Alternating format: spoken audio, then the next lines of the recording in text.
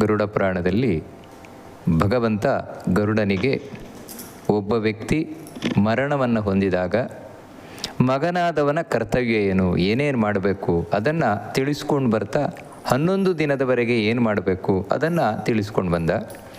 ಮುಂದೆ ಏನು ಮಾಡಬೇಕು ಅದರ ಬಗ್ಗೆ ಭಗವಂತ ತಿಳಿಸ್ತಾ ಇದ್ದಾನೆ. ಅದಕ್ಕೆ ಪ್ರಶ್ನೆಯಾಗಿ ಗರುಡ ತಾನು ಭಗವಂತನ ಬಳಿ ಪ್ರಶ್ನಿಸ್ತಾನೆ, ಸಪಿಂಡನ ವಿಧಿಂಬ್ರೂಹಿ, ಸ್ವಾಮಿ ಈ ಸಪಿಂಡೀಕರಣ ಅದರ ಬಗ್ಗೆ ನನಗೆ ಕೊಡಬೇಕು ಅಂತ ಪ್ರಶ್ನೆಯನ್ನು ಮಾಡ್ತಾ ಇದ್ದಾನೆ.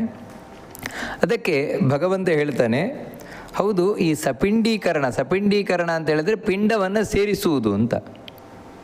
ಯಾರು ಮರಣವನ್ನು ಹೊಂದಿದ್ದಾನೆ, ಮರಣ ಹೊಂದಿದ ವ್ಯಕ್ತಿಯ ಪಿಂಡವನ್ನು ಅವನ ಹಿರಿಯರೇನಿದ್ದಾರೆ ಅಂದರೆ ಅವರ ತಂದೆ, ಅವರ ಅಜ್ಜ, ಅವರೊಟ್ಟಿಗೆ ಸೇರಿಸುವಂಥದ್ದು. ಇದನ್ನು ಸಪಿಂಡೀಕರಣ ಅಂತ ಅಂದರೆ ಇನ್ನೊಂದು ಅರ್ಥದಲ್ಲಿ ಹೇಳುವುದಾಗಿದ್ದರೆ, ಒಬ್ಬ ವ್ಯಕ್ತಿ ಮರಣ ಹೊಂದಿದ ಕೂಡಲೇ ಪ್ರೇತ ಅಂತ ಆಗ್ತಾನೆ, ಪ್ರೇತ ಅಂತ ಕರೆಯಲ್ಪಡ್ತಾನೆ ಆ ವ್ಯಕ್ತಿ. ಅಂತಹ ಪ್ರೇತ ಅಂತ ಕರೆಯಲ್ಪಡುವ ವ್ಯಕ್ತಿಗೆ ಪಿತೃತ್ವವನ್ನು ಕೊಡುವಂಥದ್ದು, ಅಂದರೆ ಪಿತೃಗಣದಲ್ಲಿ ಸೇರಿಸುವಂಥದ್ದು. ಅಂದರೆ ಪಿತೃಗಣದಲ್ಲಿ ಸೇರಿಸುವುದು ಅಂತ ಹೇಳಿದರೆ ಏನು, ಪಿತೃದೇವತೆಗಳು ಅಂತಿದ್ದಾರೆ. ಆ ಪಿತೃದೇವತೆಗಳು ಇವನನ್ನು ಅನುಗ್ರಹಿಸುವಂತೆ ಆಗ್ತದೆ. ಅಂದರೆ ಇವನು ಆ ಪಿತೃಗಣದಲ್ಲಿ ಅಂತ ಹೇಳಿದ್ರೆ ಯಾರು ಪಿತೃದೇವತೆಗಳಿದ್ದಾರೆ ಆ ರೀತಿ ಇವನು ದೇವತೆ ಆಗುವುದಿಲ್ಲ. ಸತ್ತ ವ್ಯಕ್ತಿ ದೇವತೆ ಆಗುವುದಿಲ್ಲ, ಆದ್ರೇನು ಅಂದರೆ ಆ ದೇವತೆಯಿಂದ ರಕ್ಷಿಸಲ್ಪಡುವವನಾಗ್ತಾನೆ ಇವನು. ಆ ದೇವತೆಗಳು ಇವನ ಯೋಗಕ್ಷೇಮವನ್ನು ನೋಡಿಕೊಳ್ಳುವಂತೆ ಆಗತ್ತೆ. ಅದಕ್ಕಾಗಿ ಸಪಿಂಡೀಕರಣ ಅನ್ನುವಂಥದ್ದನ್ನು ಮಾಡಬೇಕು ಅಂತ ಹೇಳಿ, ಇದು ಆ ಮರಣ ಹೊಂದಿದ ವ್ಯಕ್ತಿಯ ಒಂದು ಏಳಿಗೆಗಾಗಿ, ಅವನ ಸದ್ಗತಿಗಾಗಿ ಮಾಡಿದರೆ, ಯಾರಿಲ್ಲಿ ಮಕ್ಕಳಿದ್ದಾರೋ ಮಕ್ಕಳಿಗೂ ಕೂಡ ಸಪಿಂಡೀಕರಣ ಅನ್ನುವುದು ಬಹಳ ಮುಖ್ಯವಾಗಬೇಕಾದದ್ದು. ಯಾಕೆ ಅಂತ ಹೇಳಿದರೆ, ಸಪಿಂಡೀಕರಣವನ್ನು ಮಾಡದೇ ಇದ್ದರೆ ಮಕ್ಕಳಿಗೆ ಶುದ್ಧ ಆಗುವುದಿಲ್ಲ ಅಂತ ತಿಳಿಸ್ಕೊಂಡು ಹೋಗ್ತಾರೆ. ಗಂಡು ಮಕ್ಕಳಿಗೆ ಶುದ್ಧ ಆಗುವುದಿಲ್ಲ. ಅಷ್ಟು ಮಾತ್ರ ಅಲ್ಲ, ನಪಿಂಡೋ ಮಿಲಿತೋ ಯೇಷಾಂ ಪಿತಾಮಹ ಶಿವಾದಿಷು ನೋಪತಿಷ್ಠಂತಿ ದಾನಾನಿ ಪುತ್ರೇರ್ ದತ್ತಾನ್ಯನೇಕಧ. ಅವನು ತಂದೆ ತಾಯಂದಿರ ಉದ್ದೇಶವಾಗಿ ಏನು ದಾನಾದಿಗಳನ್ನು ಇಲ್ಲಿ ಮಾಡ್ತಾನೆ ಅದು ಕೂಡ ಫಲಕಾರಿಯಾಗುವುದಿಲ್ಲ, ಫಲವನ್ನು ಕೊಡುವುದಿಲ್ಲ ಸಪಿಂಡೀಕರಣವನ್ನು ಮಾಡದೇ ಇದ್ದ ಪಕ್ಷದಲ್ಲಿ. ಅದಕ್ಕಾಗಿ ಸಪಿಂಡೀಕರಣವನ್ನು ಒಬ್ಬ ವ್ಯಕ್ತಿ ಮಾಡಲೇಬೇಕು. ಮತ್ತಿನ್ನೊಂದೇನು ಅಂತ ಹೇಳಿದರೆ, ಅವನಿಗೆ ದೇಹ ಶುದ್ಧಿಯೂ ಕೂಡ ಆಗುವುದಿಲ್ಲ ಸಪಿಂಡೀಕರಣವನ್ನು ಮಾಡದೆ. ಅಂದರೆ ಅವರ ತಂದೆ ಏನಿದ್ದಾರೆ ತಂದೆಗೆ ಸದ್ಗತಿಯಾಗದೆ ಇವನಿಗೆ ಇಲ್ಲಿ ಶುದ್ಧ ಆಗುವುದಿಲ್ಲ. ಅದಕ್ಕಾಗಿ ಮಗನಾದವನು ಆ ಸಪಿಂಡೀಕರಣವನ್ನು ಮಾಡಲೇಬೇಕು ಅಂತ ತಿಳಿಸ್ಕೊಂಡು ಹೋಗ್ತಾ, ಹಾಗಿದ್ರೆ ಮೈಲಿಗೆ ಅಂತ ಹೇಳಿದರೆ ಏನು, ಆ ಮೈಲಿಗೆ ಎಷ್ಟು ದಿನ ಇರುತ್ತದೆ, ಇದರ ಬಗ್ಗೆ ಭಗವಂತ ತಿಳಿಸ್ಕೊಂಡು ಹೋಗ್ತಾ ಇದ್ದಾನೆ. ಈಗ ತಂದೆ ತಾಯಂದಿರು ಹೋದರು ಅಂತ ಹೇಳಿದರೆ ಮಗನಾದವನಿಗೆ 10 ದಿನದ ಮೈಲಿಗೆ ಇರುತ್ತದೆ, ಎಲ್ಲ ಜಾತಿಯವರಿಗೂ ಕೂಡ ಅಂತ ಭಗವಂತ ತಿಳಿಸ್ಕೊಂಡು ಹೋಗ್ತಾನೆ.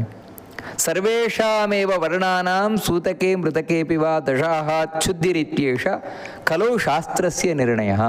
ಬೇರೆ ಬೇರೆ ಯುಗಗಳಲ್ಲಿ ಬೇರೆ ಬೇರೆ ಇದೆ. ಬ್ರಾಹ್ಮಣರಿಗೆ ಇಷ್ಟು ದಿನ, ಕ್ಷತ್ರಿಯರಿಗೆ ಇಷ್ಟು ದಿನ ಮೈಲಿಗೆ, ವೈಶ್ಯರಿಗೆ ಇಷ್ಟು ದಿನ ಮೈಲಿಗೆ, ಶೂದ್ರರಿಗೆ ಇಷ್ಟು ದಿನ ಮೈಲಿಗೆ ಅಂತ. ಆದರೆ ಈ ಕಲಿಯುಗದಲ್ಲಿ ಎಲ್ಲ ಜಾತಿಯವರಿಗೂ ಕೂಡ ಅವರ ತಂದೆ ತಾಯಂದಿರು ಹೋದರೆ 10 ದಿನದ ಮೈಲಿಗೆ ಅಂತ ಭಗವಂತ ತಿಳಿಸ್ಕೊಂಡು ಹೋಗ್ತಾನೆ.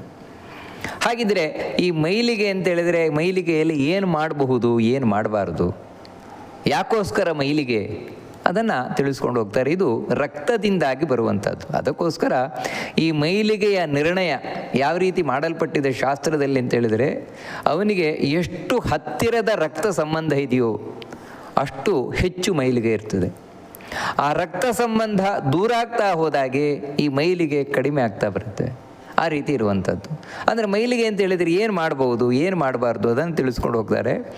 ಆಶೀರ್ವಾದಂ ದೇವ ಪೂಜಾಂ ಪ್ರತ್ಯುತ್ಥಾನಾಭಿವಂದನಂ ಪರ್ಯಂಕೆ ಶಯನಂ ಸ್ಪರ್ಶಂ ನ ಕುರ್ಯಾತ್ ಮೃತಸೂತಕೆ ಸಂಧ್ಯಾದಾನಂ ಜಪಂ ಹೋಮಂ ಸ್ವಾಧ್ಯಾಯಂ ಪಿತೃತರ್ಪಣಂ ಬ್ರಹ್ಮಭೋಜ್ಯಂ ವ್ರತಂ ಚೈವ ಕರ್ತವ್ಯಂ ಮೃತಸೂತಕೆ ನೈವ ಕರ್ತವ್ಯಂ ಮೃತಸೂತಕೆ ನಿತ್ಯಂ ನೈಮಿತ್ತಿಕಂ ಕಾಮ್ಯಂ ಸೂತಕೆ ಯಸ್ಸಮಾಚರೇತ್ ತಸ್ಯ ಪೂರ್ವಕೃತಂ ನಿತ್ಯಾಧಿಕಂ ಕರ್ಮ ವಿನಶ್ಯತಿ. ಈ ಮೈಲಿಗೆ ಇದ್ದಾಗ ಅದನ್ನೇ ಸೂತಿಕಾ ಅಂತ ಕರೀತಾರೆ ಅಥವಾ ಮೃತಕ ಅಂತ ಕರೀತಾರೆ.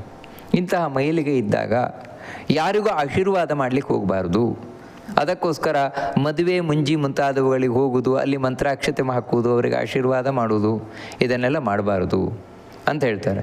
ಅಥವಾ ಯಾರ ಹತ್ರ ನಮಸ್ಕಾರನೂ ಮಾಡಿಸ್ಕೊಳ್ಬಾರ್ದು, ನಮಸ್ಕಾರ ಮಾಡಿಸಿಕೊಂಡು ಅವ್ರಿಗೆ ಆಶೀರ್ವಾದವನ್ನು ಮಾಡಬಾರ್ದು. ಮಾಡಿದರೆ ಏನಾಗುತ್ತೆ ಈ ಪ್ರಶ್ನೆ ಬರುತ್ತೆ. ಅದಕ್ಕೆ ಭಗವಂತ ಹೇಳ್ತಾನೆ, ಯಾರು ಮೈಲಿಗೆಯಲ್ಲಿ ಇಲ್ಲಿ ಯಾವುದು ಮಾಡಬಾರದು ಅಂತ ಹೇಳಿದ್ದಾರೆ ಅದನ್ನು ಮಾಡಿದರೆ ಅವರು ಇಲ್ಲಿವರೆಗೆ ಮಾಡಿದ ಪುಣ್ಯ ಎಲ್ಲ ಹೊರಟೋಗುತ್ತೆ ಅಂತ ಹೇಳ್ತಾರೆ. ಎರಡನೆಯದ್ದೇನು ಅಂತ ಹೇಳಿದ್ರೆ ದೇವ ಪೂಜಾ, ದೇವರ ಪೂಜೆಯನ್ನು ಮಾಡಬಾರ್ದು. ಈ ಮೈಲಿಗೆಯಲ್ಲಿ ದೇವರ ಪೂಜೆಯನ್ನು ಮಾಡಬಾರ್ದು. ದೇವರಿಗೆ ಸಂಬಂಧಪಟ್ಟ ಯಾವುದೇ ಈ ವಿಶೇಷವಾದಂಥ ಅಂದರೆ ದೇವಸ್ಥಾನಕ್ಕೆ ಹೋಗೋದಿರ್ಬೋದು, ದೇವರ ಪೂಜೆ ಮಾಡೋದಿರ್ಬೋದು, ಅಂಥದ್ದೆಲ್ಲ ಮಾಡಬಾರ್ದು. ಆದರೆ ದೇವರ ಸ್ಮರಣೆ ಮಾಡಲಿಕ್ಕೆ ತೊಂದರೆ ಇಲ್ಲ. ದೇವರ ಸ್ಮರಣೆಯನ್ನು ಮಾಡಬಹುದು, ಭಜನೆಯನ್ನು ಮಾಡಬಹುದು, ಸಂಕೀರ್ತನೆಯನ್ನು ಮಾಡಬಹುದು, ಅದೆಲ್ಲ ಮಾಡಲಿಕ್ಕೆ ಏನೂ ತೊಂದರೆ ಇಲ್ಲ. ಆದರೆ ಆರಾಧನೆ, ಪೂಜೆ ಮುಂತಾದವುಗಳನ್ನೆಲ್ಲ ಮಾಡಲಿಕ್ಕಿಲ್ಲ, ಪ್ರತಿಮೆ ಮುಂತಾದವುಗಳನ್ನೆಲ್ಲ ಮುಟ್ಲಿಕ್ಕಿಲ್ಲ. ಮತ್ತೇನು ಅಂತ ಹೇಳಿದರೆ ಪ್ರತ್ಯುತ್ಥಾನಾಭಿವಂದನಂ, ಯಾರಾದರೂ ಬಂದರೆ ಅವರಿಗೆ ನಮಸ್ಕಾರ ಮಾಡೋದು, ಬಂದರೆ ಎದ್ದು ನಿಲ್ಲುವುದು, ಇದನ್ನೆಲ್ಲ ಮಾಡಬಾರ್ದು ಅಂತ ಹೇಳ್ತಾರೆ. ಅಲ್ಲ ಹಾಗಿದ್ರೆ ದೊಡ್ಡವರು ಬಂದರೆ ಏನು ಮಾಡೋದು? ಇವಾಗ ಗುರುಗಳು ಬಂದ್ರಪ್ಪ, ಗುರುಗಳು ಬಂದರೆ ನಾವು ಈ ಮೈಲಿಗೆ ಇದ್ದಾಗ ಎದ್ದು ನಿಲ್ಲಬೇಕೋ ಬೇಡವೋ ಅಂತ ಹೇಳಿದರೆ ಗುರುಗಳೆದುರಿಗೆ ಹೋಗಲೇಬಾರದು. ಯಾವತ್ತು ಮೈಲಿಗೆ ಇದ್ದಾಗ ನಾವು ಯಾರನ್ನ ಕುರಿತು ನಮಸ್ಕಾರ ಮಾಡಲಿಕ್ಕಿದೆಯೋ ಅವ್ರ ಮುಂದೆ ಹೋಗಲೇಬಾರ್ದು, ಅವ್ರಿಗೆ ಮುಖನೇ ತೋರಿಸಬಾರ್ದು. ಯಾಕಂದರೆ ಅವ್ರ ಮುಂದೆ ಹೋಗಿ ನಮಸ್ಕಾರ ಮಾಡದೇ ಇದ್ದರೆ ತಪ್ಪಾಗ್ತದೆ. ಅದಕ್ಕೋಸ್ಕರ ಮುಂದೆ ಹೋಗಬಾರ್ದು. ಇನ್ನು ದೇವಸ್ಥಾನ ಅಲ್ಲೆಲ್ಲ ಮುಂದೆ ಹೋಗಬಾರ್ದು, ಹೋದರೆ ನಮಸ್ಕಾರ ಮಾಡಲಿಕ್ಕಿಲ್ಲ. ಒಂದೇನಂತ ಹೇಳಿದ್ರೆ ಭಗವಂತನಿಗೆ ಮಾತ್ರ, ಕೃಷ್ಣನಿಗೆ, ನಾರಾಯಣನಿಗೆ ಮಾತ್ರ ಯಾವಾಗಲೂ ನಮಸ್ಕಾರವನ್ನು ಮಾಡಬಹುದೇ ಹೊರತು ಉಳಿದವರಿಗೆ ದೈಹಿಕವಾಗಿ ನಮಸ್ಕಾರ ಮಾಡಲಿಕ್ಕಿಲ್ಲ. ಅದೇ ರೀತಿ ಯಾರಾದರೂ ಗುರು ಹಿರಿಯರು ಬಂದರೆ ಎದ್ದು ನಿಲ್ಲುವಂಥದ್ದು ಮಾಡಬಾರ್ದು. ಅದಕ್ಕೋಸ್ಕರ ಆ ಗುರು ಹಿರಿಯರ ಮುಂದೆ ಆದಷ್ಟು ಹೋಗದೇ ಇರುವುದೇ ಒಳ್ಳೆಯದು ಅಂತಹ ಸಂದರ್ಭದಲ್ಲಿ. ಇನ್ನು ಪರ್ಯಂಕೆ ಶಯನಂ, ಈ ಮೈಲಿಗೆಯಲ್ಲಿ, ಸತ್ತ ಮೈಲಿಗೆಯಲ್ಲಿ ಮಂಚದ ಮೇಲೆ ಮಲಗಬಾರದು ಅಂತ ಹೇಳ್ತಾರೆ. ಮಂಚದ ಮೇಲೆ ಮಲಗುವುದು ಕೂಡ ನಿಷಿದ್ಧವಾಗಿದೆ. ಅದೇ ರೀತಿ ಎಲ್ಲರನ್ನು ಮುಟ್ಟುವುದು ಅದು ಮಾಡಬಾರದು. ಮೈಲಿಗೆಯಲ್ಲಿದ್ದಾಗ ಯಾರು ಮೈಲಿಗೆಯವರಿದ್ದಾರೋ ಅವರು ಮೈಲಿಗೆ ಇಲ್ಲದೇ ಇದ್ದವರನ್ನು ಮುಟ್ಟಬಾರ್ದು ಯಾವತ್ತೂ ಕೂಡ. ಮುಟ್ಟಿದರೆ ಅದು ತಪ್ಪಾಗತ್ತೆ, ಪಾಪ ಬರುತ್ತೆ ಅದು. ಅದೇ ರೀತಿ ಸಂಧ್ಯಾ ವಂದನೆಯನ್ನು ಮಾಡಬಾರ್ದು ಈ ಮೈಲಿಗೆಯಲ್ಲಿ. ಆದರೆ ಒಂದೇನೆಂದರೆ ಬ್ರಾಹ್ಮಣನಾದವನು ಸಂಧ್ಯಾ ವಂದನೆಯನ್ನು ಮಾಡದೇ ಇದ್ದರೆ, ಒಂದು ಹೊತ್ತು ಸಂಧ್ಯಾ ವಂದನೆಯನ್ನು ಮಾಡದೇ ಇದ್ದರೆ ಅವನು ಬ್ರಾಹ್ಮಣನೇ ಆಗುವುದಿಲ್ಲ, ಅವನ ಬ್ರಾಹ್ಮಣ್ಯವೇ ಹೋಗ್ಬಿಡ್ತದೆ ಅಂತ ಹೇಳ್ತಾರೆ. ಅದಕ್ಕೋಸ್ಕರ ಯಾರು ನಿತ್ಯ ಸಂಧ್ಯಾ ವಂದನೆಯನ್ನು ಮಾಡ್ತಾನೆ ಆ ವ್ಯಕ್ತಿ ಅಂದರೆ ಬ್ರಾಹ್ಮಣರು ಈ ಮೈಲಿಗೆಯಲ್ಲಿ 3 ಗಾಯತ್ರಿಯಿಂದ ಅರ್ಘ್ಯವನ್ನು ಕೊಡುವಂಥದ್ದು. 10 ಮನಸ್ಸಿನಲ್ಲಿ ಅವನ ಮನಸ್ಸಿನಲ್ಲಿ ಏನು ನಿತ್ಯ ಗಾಯತ್ರಿ ಜಪವನ್ನು ಮಾಡ್ತೇವೆ ಆ ಗಾಯತ್ರಿ ಜಪವನ್ನು 10 ಮಾತ್ರ ಮನಸ್ಸಿನಲ್ಲಿ, ಬಾಯಿ ಬಿಟ್ಟು ಹೇಳಲಿಕ್ಕಿಲ್ಲ, ಈ ರೀತಿ ಮಾಡಬೇಕು ಅಂತ ಹೇಳ್ತಾರೆ. ಯಾಕಂತ ಹೇಳಿದ್ರೆ ಇಲ್ಲದ್ರೆ ಅವನು ಬ್ರಾಹ್ಮಣನೇ ಆಗುವುದಿಲ್ಲ. ಉಳಿದ ಹಾಗೆ ಯಾವುದೇ ಜಪದಲ್ಲಿ ಹೇಳಲ್ಪಟ್ಟಿದೆ ಅದನ್ನೆಲ್ಲ ಮಾಡಬಾರ್ದು. ಹಾಗೆಯೇ ದಾನಂ, ವಿಶೇಷವಾದ ದಾನಾದಿಗಳನ್ನು ಮಾಡಬಾರ್ದು ಮೈಲಿಗೆಯಲ್ಲಿ. ದಾನ ಮಾಡಲಿಕ್ಕೂ ಯೋಗ್ಯ ಅಲ್ಲ, ಅಂಥವ್ರ ಹತ್ರ ದಾನ ತಗೊಳ್ಳಿಕ್ಕೂ ಯಾರೂ ಯೋಗ್ಯರಾಗಿರುವುದಿಲ್ಲ ಅಂತ ಹೇಳ್ತಾರೆ. ಅದೇ ರೀತಿ ವಿಶೇಷವಾದ ಜಪಗಳನ್ನು ಆ ಸಂದರ್ಭದಲ್ಲಿ ಮಾಡಬಾರ್ದು. ಹೋಮ ಮುಂತಾದವುಗಳನ್ನೆಲ್ಲ ಮೈಲಿಗೆಯಲ್ಲಿ ಮಾಡಬಾರ್ದು, ಹೋಮ ಮುಂತಾದವುಗಳನ್ನು. ಹಾಗೆಯೇ ಅಧ್ಯಯನವನ್ನು ವೇದಾಧ್ಯಯನ ಮುಂತಾದವುಗಳನ್ನು ಮೈಲಿಗೆಯಲ್ಲಿ ಮಾಡಬಾರ್ದು. ಅದೇ ರೀತಿ ಮೈಲಿಗೆಯಲ್ಲಿ ತನ್ನ ಪಿತೃಗಳನ್ನು ಕುರಿತಾಗಿ ಶ್ರಾದ್ದ, ಪಿಂಡದಾನ, ತರ್ಪಣ ಮುಂತಾದವುಗಳು ಇದು ಯಾವುದನ್ನು ಮಾಡಬಾರ್ದು. ಅಂದರೆ ಮೈಲಿಗೆಯಲ್ಲಿದ್ದಾಗ ಅಮಾವಾಸ್ಯೆ ಬಂತು, ಅಮಾವಾಸ್ಯೆಯ ದಿನ ಎಳ್ಳಿನ ತರ್ಪಣ ಕೊಡ್ತೇನೆ, ಇಲ್ಲ, ಕೊಡಲಿಕ್ಕಿಲ್ಲ, ಮೈಲಿಗೆಯಲ್ಲಿ ಕೊಡಲಿಕ್ಕಿಲ್ಲ ಅಂತ ಹೇಳ್ತಾರೆ. ಇನ್ನು ಬ್ರಹ್ಮಭೋಜ್ಯಂ ಅಂತ ಹೇಳಿದರೆ ಬ್ರಾಹ್ಮಣಾರಾಧನೆಯನ್ನು ಮಾಡುವಂಥದ್ದು, ಬ್ರಾಹ್ಮಣರಿಗೆ ಊಟ ಹಾಕೋದಿರ್ಬೋದು, ಈ ರೀತಿ ಇದನ್ನೆಲ್ಲ ಮಾಡಲಿಕ್ಕಿಲ್ಲ. ಇನ್ನು ವಿಶೇಷವಾದ ವ್ರತಗಳು ಅದನ್ನು ಮಾಡಬಾರ್ದು ಅಂತ ಹೇಳ್ತಾರೆ, ಏಕಾದಶಿ ವ್ರತವೊಂದನ್ನು ಬಿಟ್ಟು. ಯಾಕಂದರೆ ಏಕಾದಶಿ ವ್ರತ ಅದನ್ನು ಮಾಡಲೇಬೇಕು ಅಂತ ಶಾಸ್ತ್ರದಲ್ಲಿ ಹೇಳಿರುವುದರಿಂದಾಗಿ ಅದು ಎಂಥ ಮೈಲಿಗೆ ಬಂದರೂ ಏಕಾದಶಿ ವ್ರತ ಮಾಡಲೇಬೇಕು. ಇವಾಗ ಒಬ್ಬಳು ಹೆಣ್ಣು ತನ್ನ ಮಾಸಿಕ ಮೈಲಿಗೆ ಅಂತ ಹೇಳಿದ್ರೆ ಮುಟ್ಟಾಗುವುದು ಅಂತ ಏನಿದೆ, ಆ ಸಂದರ್ಭದಲ್ಲೂ ಏಕಾದಶಿ ಉಪವಾಸ ಮಾತ್ರ ಬಿಡಲಿಕ್ಕಿಲ್ಲ ಅಂತ ಹೇಳ್ತಾರೆ. ಅದನ್ನು ಮಾಡಲೇಬೇಕು ಏಕಾದಶಿ ದಿನ, ಆ ವ್ರತ ಮಾತ್ರ ಬಿಡಲಿಕ್ಕಿಲ್ಲ. ಉಳಿದಂತೆ ಯಾವಾಗ ಯಾರೋ ಸಂಕಷ್ಟಿ ವ್ರತ ಮಾಡ್ತಾ ಇದ್ದಾರೆ, ಮೈಲಿಗೆ ಬಂದಾಗ ಮಾಡಲಿಕ್ಕಿಲ್ಲ, ಆ ವ್ರತವನ್ನು ಮಾಡಲಿಕ್ಕಿಲ್ಲ. ಈ ರೀತಿ ಯಾವ ವ್ರತಗಳನ್ನು ತಾವು ಯಾವುದೋ ಒಂದು ಇಷ್ಟಾರ್ಥಕ್ಕೋಸ್ಕರ ಸ್ವೀಕಾರ ಮಾಡಿಕೊಂಡಿದ್ದಾರೆ ಅದನ್ನೆಲ್ಲ ಮಾಡಲಿಕ್ಕಿಲ್ಲ ಅಂತ ಹೇಳ್ತಾರೆ. ಅದೇ ರೀತಿ ಇನ್ನು ನೈಮಿತ್ತಿಕ ಅಂತ ಹೇಳಿದ್ರೆ, ಇವಾಗ ಗಣಪತಿ ಹಬ್ಬ ಬಂತು, ನಾವು ದಿನಾಗಲೂ ಪ್ರತಿ ವರ್ಷವೂ ಗಣಪತಿ ಇಡ್ತೇವೆ, ಅದಕ್ಕೆ ಮೈಲಿಗೆ ಬಂದಾಗ ಗಣಪತಿ ಎಲ್ಲ ಇಡಲಿಕ್ಕಿಲ್ಲ. ಅಂದರೆ ಹೀಗೆ ಆ ನೈಮಿತ್ತಿಕ, ನಿತ್ಯ, ಕಾಮ್ಯ ವ್ರತಗಳು ಇದು ಯಾವುದನ್ನು ಸೂತಿಕದಲ್ಲಿ ಮಾಡಬಾರದು ಅಂತ ಹೇಳಿದ್ರೆ, ಈ ಮೈಲಿಗೆಯಲ್ಲಿ, ಸತ್ತ ಮೈಲಿಗೆಯಲ್ಲಿ ಮಾಡಬಾರದು ಅಥವಾ ಹುಟ್ಟಿದ ಮೈಲಿಗೆಯಲ್ಲೂ ಮಾಡಬಾರದು. ಆ ರೀತಿ ಮಾಡಿದರೆ ಅವರ ಹಿಂದಿನ ಎಲ್ಲ ಪುಣ್ಯವೂ ಹೊರಟು ಹೋಗ್ಬಿಡ್ತದೆ ಅಂತ ಹೇಳ್ತಾ, ಇಲ್ಲಿ ಕೆಲವೊಂದು ಅಪವಾದಗಳಿದೆ, ಎಕ್ಸೆಪ್ಷನ್ಗಳಿದೆ ಅಂತ ಹೇಳ್ತಾರೆ. ಇಂಥವರಿಗೆ ಮೈಲಿಗೆ ಬರೋಲ್ಲ. ಯಾರಿಗೆ ಅಂದರೆ, ವ್ರತಿನೋ ಮಂತ್ರಪೂತಸ್ಯ ಸಾಗ್ನಿಕಸ್ಯ ದ್ವಿಜಸ್ಯ ಚ ಬ್ರಹ್ಮನಿಷ್ಠಸ್ಯ ಯತಿನೋ ನಹಿರಾಜ್ಞಾಂಚ ಸೂತಕಂ. ಯಾರು ವ್ರತವನ್ನು ತೊಟ್ಟಿದ್ದಾನೆ ಅಂತ ಹೇಳಿದರೆ, ಅವನು ಇಷ್ಟು ದಿನಗಳ ವ್ರತ ಅಂತ ತೊಟ್ಟು ಕೂತಿದ್ದಾನೆ. ಇಲ್ಲ, ನಾನು ಮನೆಗಿನೇ ಗೆಲುಗು ಹೋಗೋಲ್ಲ, ಒಂದೇ ಕಡೆ ಕೂತಿರ್ತೇನೆ, ನಾನೇನೋ ಒಂದು ಸಾಧನೆ ಮಾಡ್ತಾ ಇದ್ದೇನೆ ಅಂತ ಕೂತಿದ್ದಾನೆ. ಆ ರೀತಿಯ ಸಂದರ್ಭದಲ್ಲಿ ಇರುವಂಥವನಿಗೆ ನಿಯಮವನ್ನು ಇವಾಗ ಬ್ರಹ್ಮಚರ್ಯ ವ್ರತದಲ್ಲಿದ್ದಾನೆ, ಅವನ ಮನೆಗೆಲ್ಲ ಹೋಗೋದಿಲ್ಲ, ಅವನಿಗೆ ಸೂತಿಕ ಇಲ್ಲ, ಅಂದರೆ ಈ ಮೈಲಿಗೆ ಬರುವುದಿಲ್ಲ ಅಂತ ಹೇಳ್ತಾರೆ. ಅವನು ಮನೆಗೆ ಹೋದ ಅಂತ ಹೇಳಿದ್ರೆ ಬರ್ತದೆ, ಮನೆಗೆ ಹೋಗುವುದಿಲ್ಲ, ಬೇರೆ ಕಡೆ ಇದ್ದಾನೆ, ಅಂತಹ ಸಂದರ್ಭದಲ್ಲಿ ಅವನಿಗೆ ಈ ಸತ್ತ ಮೈಲಿಗೆ ಬರುವುದಿಲ್ಲ ಅಥವಾ ಹುಟ್ಟಿದ ಮೈಲಿಗೆ ಬರುವುದಿಲ್ಲ ಅಂತ ಹೇಳ್ತಾರೆ. ಅದೇ ರೀತಿ ಯಾರು ಮಂತ್ರಪೂತನಾಗಿದ್ದಾನೆ ಅಂತ ಹೇಳಿದ್ರೆ, ಅವನು ಮಂತ್ರ ಜಪವನ್ನು ಮಾಡ್ತಾ ತುಂಬ ಶುದ್ಧವಾಗಿದ್ದಾನೆ, ಅಂದರೆ ಅಷ್ಟು ಏಕಾಗ್ರವಾಗಿ ತಪಸ್ಸು ಮಾಡ್ತಾ ಇದ್ದಾನೆ. ಆ ರೀತಿ ತಪಸ್ಸು ಮಾಡ್ತಾ ಇರುವಂತಹ ವ್ಯಕ್ತಿಗೆ ಈ ರೀತಿ ಮೈಲಿಗೆ ಬರುವುದಿಲ್ಲ. ಆ ರೀತಿ ಅಗ್ನಿಹೋತ್ರಿಗಳು ಅಂದರೆ ಮನೆಯಲ್ಲಿ ತಾವು ಅಗ್ನಿಯನ್ನು ಪ್ರತಿಷ್ಠೆ ಮಾಡಿ ಪ್ರತಿನಿತ್ಯ ಹೋಮಾದಿಗಳನ್ನು ಮಾಡ್ತಾ ಇರುವಂಥವ್ರು, ಅವರಿಗೆ ಈ ಮೈಲಿಗೆ ಬರುವುದಿಲ್ಲ, ಸತ್ತ ಮೈಲಿಗೆ ಬರುವುದಿಲ್ಲ, ಹಾಗೂ ಹೆತ್ತ ಮೈಲಿಗೆ ಬರುವುದಿಲ್ಲ. ಅದೇ ರೀತಿ ಯಾರು ಬ್ರಹ್ಮಜ್ಞಾನಿಗಳಿದ್ದಾರೆ, ಯತಿಗಳಿದ್ದಾರೆ ಅಂತ ಹೇಳಿದರೆ ಸನ್ಯಾಸಿಗಳು, ರಾಜರಿದ್ದಾರೆ, ಅವರಿಗೆಲ್ಲ ಈ ಸತ್ತ ಮೈಲಿಗೆ, ಹುಟ್ಟಿದ ಮೈಲಿಗೆ ಬರುವುದಿಲ್ಲ ಅಂತ ಇದೊಂದು ವಿಶೇಷವಾದ ನಿಯಮವನ್ನು ಭಗವಂತ ತಾನು ತಿಳಿಸ್ಕೊಂಡು ಹೋಗ್ತಾನೆ. ಇನ್ನೊಂದು ವಿಶೇಷ ಏನಂತ ಹೇಳಿದರೆ, ಇವಾಗ ಕೆಲವೊಂದು ನಾವು ಮನೆಯಲ್ಲಿ ಏನೋ ದೊಡ್ಡ ಕಾರ್ಯಕ್ರಮ ಮಾಡ್ತಾ ಇದ್ದೇವೆ, ಸಾವಿರಾರು ಜನರನ್ನು ಕರೆದಿದ್ದೇವೆ, ಎಲ್ಲ ಆಯಿತು, ಊಟಕ್ಕಾಗಬೇಕು ಅಂತ ಆಗಬೇಕಾದ್ರೆ ಯಾರೋ ಆ ಮನೆಗೆ ಸಂಬಂಧಪಟ್ಟವರು ಸತ್ತೋಗ್ಬಿಟ್ರು. ಇವಾಗ ಆ ಅನ್ನ ಮಾಡಿದ್ದೆಲ್ಲ ಸಾವಿರಾರು ಜನಕ್ಕೆ ಅಡುಗೆ ಮಾಡಿಟ್ಬಿಟ್ಟಿದೆ, ಆದರೆ ಮನೇಲಿ ಯಾರೋ ಸತ್ತೋಗ್ಬಿಟ್ರು. ಇವಾಗ ಅನ್ನವನ್ನು ಊಟ ಮಾಡ್ಬೋದು, ಯಾಕಂದರೆ ಮೈಲಿಗೆ ಅಲ್ವಾ, ಊಟ ಮಾಡ್ಬೋದಾ ಬೇಡವಾ ಅಂದರೆ ಅದಕ್ಕೆ ಭಗವಂತ ತಿಳಿಸ್ತಾನೆ, ಅಂಥ ಸಂದರ್ಭದಲ್ಲಿ ಅದನ್ನು ಊಟ ಮಾಡಬಹುದು ಅಂತ ಹೇಳ್ತಾರೆ. ಮಹೋತ್ಸವ ಯಜ್ಞೇಶು ಜಾತೇಚ ಮೃತಸೂತಕೆ ತಸ್ಯ ಪೂರ್ವಕೃತಂ ಚಾನ್ನಂ ಭೋಜ್ಯಂ ತನ್ ಮನುರಬ್ರವೀತ್.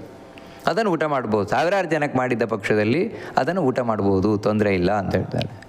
ಮತ್ತು ಈ ಮೈಲಿಗೆಯಲ್ಲಿ ನಾವು ಗೊತ್ತಿಲ್ಲ, ನಮಗೆ ಅವ್ರಿಗೆ ಮೈಲಿಗೆ ಇದೆ ಅಂತ ಗೊತ್ತಿಲ್ಲ, ನಾವು ಅವರ ಮನೆಯಲ್ಲಿ ಊಟ ಮುಂತಾದವುಗಳನ್ನು ಮಾಡಿಬಿಟ್ಟು ಯಾರು ಊಟ ಮಾಡಿದ ಅವನಿಗೆ ದೋಷ ಬರುವುದಿಲ್ಲ ಅಂತಹ ಸಂದರ್ಭದಲ್ಲಿ.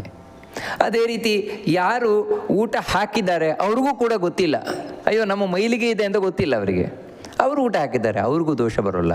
ಆದರೆ ಇವನಿಗೆ ಗೊತ್ತಿದೆ ನಮಗೆ ಮೈಲಿಗೆ ಇದೆ ಅಂತ ಗೊತ್ತಿದೆ, ಮೈಲಿಗೆ ಇದೆ ಅಂತ ಗೊತ್ತಿದ್ರೂ ಕೂಡ ಅವನಿಗೆ ಊಟ ಹಾಕಿದ್ದಾನೆ ಅಂತ ಹೇಳಿದರೆ, ಯಾರು ಊಟ ಹಾಕಿದ ಅವನಿಗೆ ದೋಷ ಬರ್ತದೆ, ಪಾಪ ಬರುತ್ತೆ. ಇವನಿಗೆ ಗೊತ್ತಿದೆ, ಓ ಇವರಿಗೆ ಮೈಲಿಗೆ ಇದೆ ಅಂತ, ಹಾಗಿದ್ರೂ ಊಟ ಮಾಡ್ದ ಅವರ ಮನೆಯಲ್ಲಿ, ಅವನಿಗೂ ಪಾಪ ಬರುತ್ತೆ ಅಂತ ಹೇಳ್ತಾನೆ ಭಗವಂತ. ಅಂದರೆ ಗೊತ್ತಿಲ್ಲದೆ ಇದ್ದರೆ ಪಾಪ ಬರೋಲ್ಲ, ಇವರಿಗೆ ಮೈಲಿಗೆ ಇಲ್ಲ ಅಂತ ಇದೆ ಅಂತ ಗೊತ್ತಿಲ್ಲದೆ ಇದ್ದರೆ ಪಾಪ ಬರೋಲ್ಲ. ಹಾಗಂತ ಗೊತ್ತಿಲ್ಲ ಅಂತ ಹೇಳಿದ್ರೆ ಮೊದಲೇ ಹೇಳ್ಬಿಡೋದು, ಮೈಲಿಗೆ ಬರೋದು ನಮಗೆ ಹೇಳ್ಬೇಡಿ ನೀವು, ಈ ರೀತಿಯಲ್ಲ.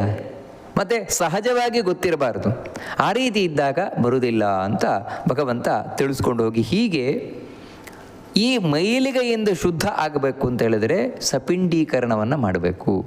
ಸಪಿಂಡೀಕರಣ ಅಂತ ಹೇಳಿದರೆ, ಯಾರು ಮರಣವನ್ನು ಹೊಂದಿದ್ದಾನೆ ಆ ಮರಣ ಹೊಂದಿದ ವ್ಯಕ್ತಿಯ ಉದ್ದೇಶವಾಗಿ ಒಂದು ಪಿಂಡವನ್ನು ಹಾಕಿ, ನಂತರ ಅವನ ಹಿಂದಿನ 3 ತಲೆಮಾರು ಅಂದರೆ ಮರಣ ಹೊಂದಿದವರ ತಂದೆ, ಮರಣ ಹೊಂದಿದವನ ಅಜ್ಜ, ಮರಣ ಹೊಂದಿದವರ ಮುತ್ತಜ್ಜ, ಆ 3 ಪಿಂಡಗಳನ್ನು ಹಾಕಿ, ಅಂದರೆ ಅವರ ಉದ್ದೇಶವಾಗಿ ಪಿಂಡವನ್ನು ಹಾಕಿ, ಈ ಮರಣ ಹೊಂದಿದವನ ಪಿಂಡ ಏನಿದೆ ಈ ಪಿಂಡವನ್ನು ಒಂದು ಬಂಗಾರದ ತಂತಿಯಿಂದ ಅಂತ ಹೇಳ್ತಾರೆ, ಆಗದೇ ಇದ್ದರೆ ಬೇರೆ ಆಗ್ಬೋದು, ಆದರೆ ಬಂಗಾರದ ತಂತಿಯಿಂದ 3 ಭಾಗವನ್ನು ಮಾಡಿ ಒಂದೊಂದು ಭಾಗವನ್ನು ಆ ಹಿಂದಿನ 3 ತಲೆಮಾರಿಗೆಯನ್ನು ನಾವು ಅವರ ಉದ್ದೇಶವಾಗಿ ಪಿಂಡ ಹಾಕಿದ್ದೇವೆ, ಅದಕ್ಕೆ ಸೇರಿಸುವಂತೆ ಸಪಿಂಡೀಕರಣ ಅಂತ ಕರೆಯುವಂಥದ್ದು. ಈ ರೀತಿ ಮಾಡುವುದರಿಂದ ಏನಾಗುತ್ತೆ ಅಂದರೆ, ಮರಣವನ್ನು ಹೊಂದಿದವರು ತಾವು ಪಿತೃಗಳ ಪಂಕ್ತಿಯಲ್ಲಿ ಸೇರಿಕೊಂಡ್ರು, ಅಂದರೆ ಅವರೊಂದು ಸರಿಯಾದ ಜಾಗದಲ್ಲಿ ಸೇರಿಕೊಳ್ತಾರೆ, ಸದ್ಗತಿಯಾಗತ್ತೆ ಅಂತ ಅರ್ಥ. ಹೀಗೆ ತಾನು ಸಪಿಂಡೀಕರಣವನ್ನು ಮುಗಿಸಿ ಅಲ್ಲಿಗೆ ಅವನ ಮೈಲಿಗೆ ಮುಗಿತು. ಆಮೇಲೆ ಮತ್ತೆ ಸ್ನಾನ ಮಾಡಬೇಕು. ಸ್ನಾನ ಮಾಡಿ ಆಮೇಲೆ ತಾನು ಶುದ್ಧ ವಸ್ತ್ರವನ್ನು ತೊಟ್ಟು ಬ್ರಾಹ್ಮಣರಿಂದ ತಾನು ಶುದ್ಧ ಪುಣ್ಯಾರ್ಚನೆ ಅಂತ ಶುದ್ಧಿಯನ್ನೆಲ್ಲ ಮಾಡಿಸಿಕೊಂಡು ಆನಂತರ ತಾನು ದಾನಾದಿಗಳನ್ನೆಲ್ಲ ಮಾಡಬೇಕು ಅಂತ ಹೇಳ್ತಾರೆ. ದಾನಾದಿಗಳನ್ನು ಮಾಡಬೇಕು. ಹಾಗೆಯೇ ತಾನು ಯಾರು ಬಂದಿದ್ದಾರೆ ಅತಿಥಿಗಳು, ಬ್ರಾಹ್ಮಣರು ಮುಂತಾದವರು, ಅವರೆಲ್ಲರಿಗೂ ಕೂಡ ಭೋಜನವನ್ನು ಹಾಕಬೇಕು. ಅದಕ್ಕಿಂತ ಮುಂಚೆ ಶಯ್ಯಾದಾನ ಅಂತ ಹೇಳ್ತಾರೆ. ವಿಶೇಷವಾಗಿ ಶಯ್ಯಾದಾನವನ್ನು ಮಾಡಬೇಕು. ಶಯ್ಯಾದಾನ ಅಂತ ಹೇಳಿದರೆ ಒಳ್ಳೆ ಮಂಚವನ್ನು ಮಾಡಿಸಬೇಕಂತೆ. ತಿರುಳಿರುವ ಮರ, ಅದರಿಂದ ಮಂಚವನ್ನು ಮಾಡಿಸಿ ಆ ಮಂಚಕ್ಕೆ ಬೇಕಾದಾಗೆ ಅಲಂಕಾರವನ್ನು ಮಾಡಿ, ಈ ಬಂಗಾರದ ಸಾಧ್ಯ ಇದ್ದ ಪಕ್ಷದಲ್ಲಿ ರಾಜ ಮಹಾರಾಜರೆಲ್ಲ ಇಂದ ಮಾಡ್ತಾಯಿದ್ರು. ಅವರೆಲ್ಲರೂ ಕೂಡ ಈ ರೀತಿ ಸಾರದಾರುಮಯೀಂ ರಮ್ಯಾಂ ಸುಚಿತ್ರೈಶ್ಚಿತ್ರಿತಾಂ ದೃಢಾಂ ಪಟ್ಟಸೂತ್ರೈರ್ವಿತನಿತಾಂ ಹೇಮಪತ್ರೈರಲಂಕೃತಾಂ, ಬಂಗಾರದ ಎಲೆಗಳಿಂದ ಅಲಂಕಾರವನ್ನು ಮಾಡಿ, ರೇಷ್ಮೆ ವಸ್ತ್ರಗಳಿಂದ ಅದಕ್ಕೆ ಎಲ್ಲ ಈ ಇಳಿಬಿಟ್ಟು, ಮೇಲಿನಿಂದ ಇಳಿಬಿಟ್ಟು ಅದಕ್ಕೆ ಚೆನ್ನಾಗಿ ಅಲಂಕಾರ ಮಾಡಿ, ಮತ್ತು ಯಾಕಂದರೆ ಅದು ತೂಗುವಂತೆ ಇರಬೇಕು ಅಂತಹ ಮಂಚ ಅದನ್ನು ಮಾಡಿ, ಅದರಲ್ಲಿ ತಾನು ಒಳ್ಳೆ ಶುಭ್ರವಾದ ಹಾಸಿಗೆಯನ್ನು ಹಾಕಿ, ಅದರ ಮೇಲೆ ಶುಭ್ರವಾದ ವಸ್ತ್ರವನ್ನು ಹಾಕಿ, ಒಳ್ಳೆಯ ತಲೆದಿಂಬನ್ನು ಇಟ್ಟು, ನಂತರ ಪ್ರಾಚ್ಛಾದನ ಪಟಿಯುಕ್ತಾಂ ಪುಷ್ಪಗಂಧಿ ಸುವಾಸಿತಾಂ, ಅವುಗಳನ್ನು ಮುಚ್ಚಲಿಕ್ಕೆ ಮೇಲೆ ನಾವೇನು ಬೆಡ್ ಸ್ಪ್ರೆಡ್ ಅಂತ ಹೇಳ್ತೇವೆ ಅದನ್ನು ಹಾಕಿ, ಮತ್ತು ಅದನ್ನು ಚೆನ್ನಾಗಿ ಪರಿಮಳ ಭರಿತವನ್ನಾಗಿ ಮಾಡಿ, ಅದಕ್ಕೆ ಪರಿಮಳ ದ್ರವ್ಯಗಳಿಂದ ಇದನ್ನು ಮಾಡಿ, ನಂತರ ಅದರ ಮೇಲೆ ಈ ಛತ್ರವನ್ನು ಅಂತೇಳಿದರೆ ಈ ಕೊಡೆಯನ್ನು, ಬೆಳ್ಳಿಯ ದೀಪವನ್ನು, ಚಾಮರವನ್ನು, ಮಣೆ, ತಂಬಿಗೆ ಮತ್ತು ಈ ಕನ್ನಡಿ ಮುಂತಾದವುಗಳನ್ನೆಲ್ಲ, ಹಾಗೆಯೇ ಹೆಣ್ಮಕ್ಕಳಿಗೆ ಅಲಂಕಾರಕ್ಕೆ ಬೇಕಾದಂತಹ ಎಲ್ಲ ಸಾಮಗ್ರಿಗಳನ್ನು ಆ ಮಂಚದ ಮೇಲೆ ಅದರ ಸುತ್ತಲೂ ಕೂಡ ಇಟ್ಟು, ಆ ಮಂಚದ ಮೇಲೆ ಬಂಗಾರದ ಲಕ್ಷ್ಮೀನಾರಾಯಣ ವಿಗ್ರಹವನ್ನು ತಾನು ಇಟ್ಟು, ಆ ಲಕ್ಷ್ಮೀನಾರಾಯಣ ವಿಗ್ರಹವನ್ನು ಪೂಜಿಸಿ, ನಂತರ ಆ ಇಬ್ಬರು ದಂಪತಿಗಳನ್ನು, ಅಂದರೆ ಬ್ರಾಹ್ಮಣ ದಂಪತಿಗಳನ್ನು, ಒಳ್ಳೆಯ ದಂಪತಿಗಳನ್ನು ಕೂಡಿಸಿ ಅವರಿಗೆ ಬಟ್ಟೆ, ಗಂಧ, ಪುಷ್ಪ, ಉಂಗುರ, ಹಾಗೆ ಹೆಣ್ಮಕ್ಕಳಿಗೆ ಅರಿಶಿನ, ಕುಂಕುಮ, ಕಾಡಿಗೆ ಮುಂತಾದವುಗಳನ್ನೆಲ್ಲ ಕೊಟ್ಟು, ನಂತರ ಆ ಹಾಸಿಗೆಯಲ್ಲಿ ಕೂರಿಸಿ ಪ್ರಾರ್ಥನೆಯನ್ನು ಮಾಡಿಕೊಳ್ಬೇಕಂತೆ. ಅಂದರೆ ಅದನ್ನು ದಾನ ಕೊಡುವಂಥದ್ದು. ಮಂಚದಿಂದ ಸಹಿತವಾಗಿ ಹಾಸಿಗೆಯನ್ನು ಬ್ರಾಹ್ಮಣರಿಗೆ ದಾನ ಕೊಡುವಂಥದ್ದು, ಬ್ರಾಹ್ಮಣ ದಂಪತಿಗೆ ಅವರಿಗೆ ಕೊಡ್ತಾ ಇದ್ದೇವಂತಲ್ಲ, ಇದು ಲಕ್ಷ್ಮೀನಾರಾಯಣರಿಗೆ ಕೊಡ್ತಾ ಇರುವಂಥದ್ದು. ಆಗ ಪ್ರಾರ್ಥನೆಯನ್ನು ಮಾಡಿಕೊಳ್ಳುವಂಥದ್ದು. ಹೂವನ್ನು ಹಿಡ್ಕೊಂಡು ಯಥಾಕೃಷ್ಣ ತ್ವದೀಯೋಸ್ತಿ ಶಯ್ಯಾ ಕ್ಷೀರೋದ ಸಾಗರೆ ತಥಾ ಭೂಯಾತ್ ಅಶೂನ್ಯೇಯಂ ಮಮ ಜನ್ಮನಿ ಜನ್ಮನಿ. ಸ್ವಾಮಿ, ನೀನು ಯಾವ ರೀತಿ ಕ್ಷೀರಸಾಗರದಲ್ಲಿ ಶೇಷನ ಮೇಲೆ ಪವಡಿಸಿದ್ಯಾ, ಮಲಗಿದ್ಯಾ ಆನಂದದಿಂದ, ಹಾಗೆ ನನ್ನ ಜೀವನದಲ್ಲಿ ಯಾವತ್ತಿಂದ ಯಾವತ್ತಿಗೂ ಆನಂದವೇ ಇರುವಂತಾಗಲಿ, ಸುಖವೇ ಇರುವಂತಾಗಲಿ. ಅಂದರೆ ನನ್ನ ಜೀವನದಲ್ಲಿ ಅಂದರೆ ಯಾರು ಮರಣವನ್ನು ಹೊಂದಿದ್ದಾರೆ ಅವರ ಜೀವನದಲ್ಲಿ ಸುಖವೇ ಇರುವಂತಾಗಲಿ ಅಂತ ಪ್ರಾರ್ಥನೆಯನ್ನು ಮಾಡ್ತಾ ಆ ಪುಷ್ಪವನ್ನು ಹಾಕಿ ಆ ಪ್ರತಿಮೆಯಿಂದ ಸಹಿತವಾಗಿ ಬ್ರಾಹ್ಮಣರಿಗೆ ನಮಸ್ಕಾರ ಮಾಡಬೇಕು. ನಮಸ್ಕಾರ ಮಾಡಿ ಅದನ್ನು ತೂಗಬೇಕಂತೆ. ಹಂಸತೂಲಿಕಾ ತಲ್ಪ ಅಂತ ಅದನ್ನು ಹೇಳ್ತೇವೆ. ಅದನ್ನು ತೂಗಿ ಅವರಿಗೆ ದಾನವನ್ನು ಕೊಡಬೇಕು ಅಂತ ತಿಳಿಸ್ತಾರೆ. ಇಂಥ ದಾನವನ್ನು ಒಬ್ಬರಿಗೆ ಕೊಡಬೇಕು ಅಂತ ಹೇಳ್ತಾನೆ. ಒಬ್ಬರಿಗೆ ಕೊಡಬೇಕು ಹೊರತು ಅನೇಕ ಮಂದಿಗೆ ಕೊಡುವುದಲ್ಲ. ಅಂದರೆ ಅನೇಕ ಮಂದಿಗೆ ಅಂತ ಹೇಳಿದರೆ ಮಂಚ ಒಬ್ಬರಿಗೆ, ಹಾಸಿಗೆ ಒಬ್ಬರಿಗೆ, ದಿಂಬು ಒಬ್ಬರಿಗೆ, ಈ ರೀತಿ ಕೊಡಬಾರದು. ಅದನ್ನು ಸ್ಪಷ್ಟವಾಗಿ ತಿಳಿಸ್ಕೊಂಡು ಹೋಗ್ತಾರೆ. ಬಳಿಕ ಈ ದಾನದ ನಂತರ ಇನ್ನೂ ಕೆಲವು ದಾನವನ್ನು ಹೇಳ್ಕೊಂಡು ಹೋಗ್ತಾರೆ. ಪದದಾನ ಅಂತ. ಅಂದರೆ ಈ ದಾನದಿಂದ ಏನು ಲಾಭ, ಈ ಶಯ್ಯಾದಾನದಿಂದ ಏನು ಲಾಭ ಆಗುತ್ತೆ ಅಂದರೆ, ಪುರಂದರ ಗೃಹೇ ದಿವ್ಯೇ ಸೂರ್ಯಪುತ್ರಾಲಯೇಪಿ ಚ ಉಪತಿಷ್ಠೇನ್ನ ಸಂದೇಹ ಶಯ್ಯಾದಾನ ಪ್ರಭಾವತಃ. ಶಯ್ಯಾದಾನದ ಪ್ರಭಾವದಿಂದ ಮರಣ ಹೊಂದಿದವರು ಇಂದ್ರನ ಭವನಕ್ಕೆ ಹೋಗಿ, ಅಂದರೆ ಇಂದ್ರಲೋಕಕ್ಕೆ ಹೋಗಿ ಇಂದ್ರಲೋಕದಲ್ಲಿ ಸುಖವಾಗಿ ವಾಸಿಸ್ತಾರೆ ಅಂತ ಹೇಳ್ತಾರೆ. ಇಲ್ಲದೇ ಇದ್ದರೂ ಕೂಡ ಅವರು ಸೂರ್ಯಲೋಕದಲ್ಲಿ, ಅಂದರೆ ಬೇರೆ ಸುಖ ಯಾವುದು ಒಳ್ಳೆಯ ಲೋಕಗಳಿದೆ ಆ ಲೋಕದಲ್ಲಿ ಹೋಗಿ ತಾವು ಆನಂದವಾಗಿ ವಾಸಿಸುವವರಾಗ್ತಾರೆ, ಅಥವಾ ಯಮಲೋಕದಲ್ಲಾದರೂ ಆನಂದದಿಂದ ಇರುವವರಾಗ್ತಾರೆ ಅಂತ ಇದು ಶಯ್ಯಾದಾನದ ಮಹತ್ವವನ್ನು ಹೇಳ್ತಾ, ಈ ಶಯ್ಯಾದಾನವನ್ನು ಸತ್ತ ಮೇಲೆ ಮಾಡಬೇಕು ಅಂತಿಲ್ಲ, ಬದುಕಿದ್ದಾಗಲೇ ತಾನೇ ತನ್ನ ಕೈಯಾರೆ ಈ ಶಯ್ಯಾದಾನವನ್ನು ಮಾಡ್ಬೋದು, ಒಳ್ಳೆಯ ದಿನಗಳಲ್ಲಿ ಮಾಡ್ಬೋದು ಅಂತ ಹೇಳ್ತಾ, ಆಮೇಲೆ ಪದದಾನ ಅಂತ ಹೇಳ್ತಾರೆ. ಪದದಾನವನ್ನು ಮಾಡಬೇಕು. ಯಾವುದು ಪದದಾನ ಅಂತ ಹೇಳಿದರೆ ಕೊಡೆಯನ್ನು ದಾನ ಕೊಡುವುದು, ಕೊಡೆಯನ್ನು, ಹಾಗೆಯೇ ಈ ಮೆಟ್ಟನ್ನು ದಾನ ಕೊಡುವಂಥದ್ದು, ಆಮೇಲೆ ವಸ್ತ್ರವನ್ನು ದಾನ ಕೊಡುವುದು, ಬಟ್ಟೆಯನ್ನು ದಾನ ಕೊಡುವುದು, ಉಂಗುರವನ್ನು ದಾನ ಕೊಡುವುದು, ಹಾಗೆ ಕಮಂಡಲವನ್ನು ದಾನ ಕೊಡುವುದು, ಹಾಗೆ ಮಣೆಯನ್ನು ಅಂದರೆ ಪೀಠ ಅದನ್ನು ದಾನ ಕೊಡುವುದು, ಇನ್ನು ಪಂಚಪಾತ್ರೆ ಅಂತ ಏನು ಹೇಳ್ತೇವೆ, ಕೌಳಿಗೆ ಪಂಚಪಾತ್ರೆ ಅದನ್ನು ದಾನ ಕೊಡುವಂಥದ್ದು.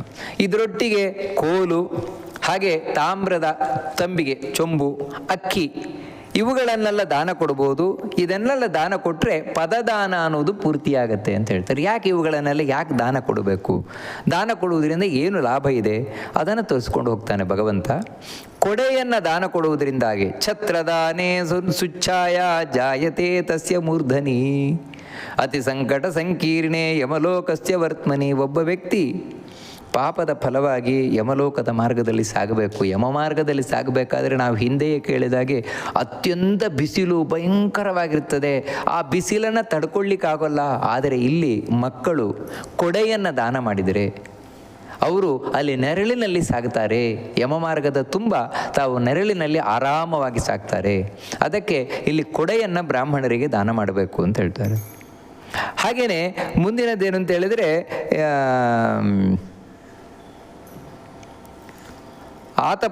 ಅತಿ ಸಂಕಟ ಶೀತೋಷ್ಣ ವಾತ ದುಃಖಾನಿ ತತ್ರ ಘೋರಾಣಿ ಕೇಚರ ವಸ್ತ್ರದಾನ ಪ್ರಭಾವೇಣ ಸುಖಂ ನಿಸ್ತರತೆ ಪತಿ. ಇನ್ನು ವಸ್ತ್ರದಾನ, ಈ ವಸ್ತ್ರದಾನದಿಂದ ಏನು ಅಂತ ಹೇಳಿದರೆ ಅಲ್ಲಿ ತುಂಬ ಚಳಿ ಇರ್ತದೆ. ನಾವು ಅದನ್ನು ಶೀತಾಢ್ಯ ಅಂತ ಕೇಳಿದ್ವು, ಒಂದು ನಗರ ಚಳಿಯಲ್ಲಿ ತತ್ತರಿಸಿ ಹೋಗ್ತಾನೆ ಅಂತ. ಆ ರೀತಿ ಚಳಿ ಮುಂತಾದ ಒಂದು ಯಾವ ಪ್ರದೇಶಗಳಿದೆ ಅಲ್ಲಿ ಹೋಗಬೇಕಾದ್ರೆ ಇಲ್ಲಿ ವಸ್ತ್ರದಾನವನ್ನು ಕೊಟ್ಟರೆ ಅವನು ಬೆಚ್ಚಗೆ ಹೋಗ್ತಾನೆ, ಆ ಚಳಿಯ ಯಾವುದೇ ತೊಂದರೆ ಉಂಟಾಗದಾಗೆ ಹೋಗ್ತಾನೆ. ಅದೇ ರೀತಿ ಉಂಗುರದಾನದಿಂದ ಏನಾಗುತ್ತೆ ಅಂತ ಹೇಳಿದರೆ ಯಮನ ದೂತರು ಅತ್ಯಂತ ಭಯಂಕರರು, ಅವರಿಗೆ ಕರುಣೆಯೇ ಇಲ್ಲ. ಆದರೆ ಅವರು ಕೂಡ ಈ ಉಂಗುರ ದಾನವನ್ನು ಕೊಟ್ಟರೆ ಸಂತೋಷವಾಗಿ ಇವನನ್ನು ತಾವು ಆರಾಮವಾಗಿ ಕರ್ಕೊಂಡು ಹೋಗ್ತಾರಂತೆ. ಅಂದರೆ ಅವರು ಅತ್ಯಂತ ಶತ್ರುಗಳಾಗಿ ಕರ್ಕೊಂಡು ಹೋಗೋದೆ ಮಿತ್ರರಂತೆ ಇವನನ್ನು ಕರ್ಕೊಂಡು ಹೋಗ್ತಾರಂತೆ. ಹಾಗೆ ಬಹುಧ ಘರ್ಮ ಸಮಾಕೀರ್ಣೆ ನಿರ್ವಾತೆ ತೋಯವರ್ಜಿತೆ ಕಮಂಡಲು ಪ್ರದಾನೇನ ತೃಷಿತ ಪಿಬತೆ ಜಲಂ. ಇನ್ನು ಇಲ್ಲಿ ಕಮಂಡಲುವನ್ನು ದಾನ ಕೊಟ್ಟರೆ, ನೀರು ಹಾಕಿದ ಕಮಂಡಲುವನ್ನು ದಾನ ಕೊಟ್ಟರೆ ಅದರಿಂದಾಗಿ ಅವನು ದಾರಿಯುದ್ದಕ್ಕೂ ಬಾಯಾರಿಕೆ ಆಗ್ತಾ ಇರ್ತದಲ್ವ, ಆ ಬಾಯಾರಿಕೆಯಲ್ಲಿ ನೀರನ್ನು ಕುಡಿತಾ ಕುಡಿತಾ ಕುಡಿತಾ ಹೋಗ್ತಾನಂತೆ. ಅದಕ್ಕಾಗಿ ಅದನ್ನು ದಾನ ಕೊಡಬೇಕು. ಹಾಗೆ ಒಂದು ತಾಮ್ರದ ಪಾತ್ರೆ ಅಂದರೆ ತಾಮ್ರದ ಚೊಂಬು ನೀರಿರುವಂಥದ್ದು ಅದನ್ನು ದಾನ ಕೊಡಬೇಕು. ಆ ರೀತಿ ದಾನ ಕೊಡುವುದರಿಂದಾಗಿ ಅವನು ಅರವಟ್ಟಿಗೆ 1000 ಅರವಟ್ಟಿಗೆಯನ್ನು ಕಟ್ಟಿಸಿದಂತಹ ಪುಣ್ಯವನ್ನು ಪಡೆದವನಾಗ್ತಾನೆ ಅಂತ ಹೇಳ್ತಾರೆ. ಅದರಿಂದ ಏನು ಅಂತ ಹೇಳಿದರೆ ಅವನು ದಾರಿಯುದ್ದಕ್ಕೂ ಕೂಡ ಅಲ್ಲಲ್ಲಿ ವಿಶ್ರಾಂತಿಯನ್ನು ಪಡಿತಾ ಆರಾಮವಾಗಿ ಹೋಗ್ತಾನೆ.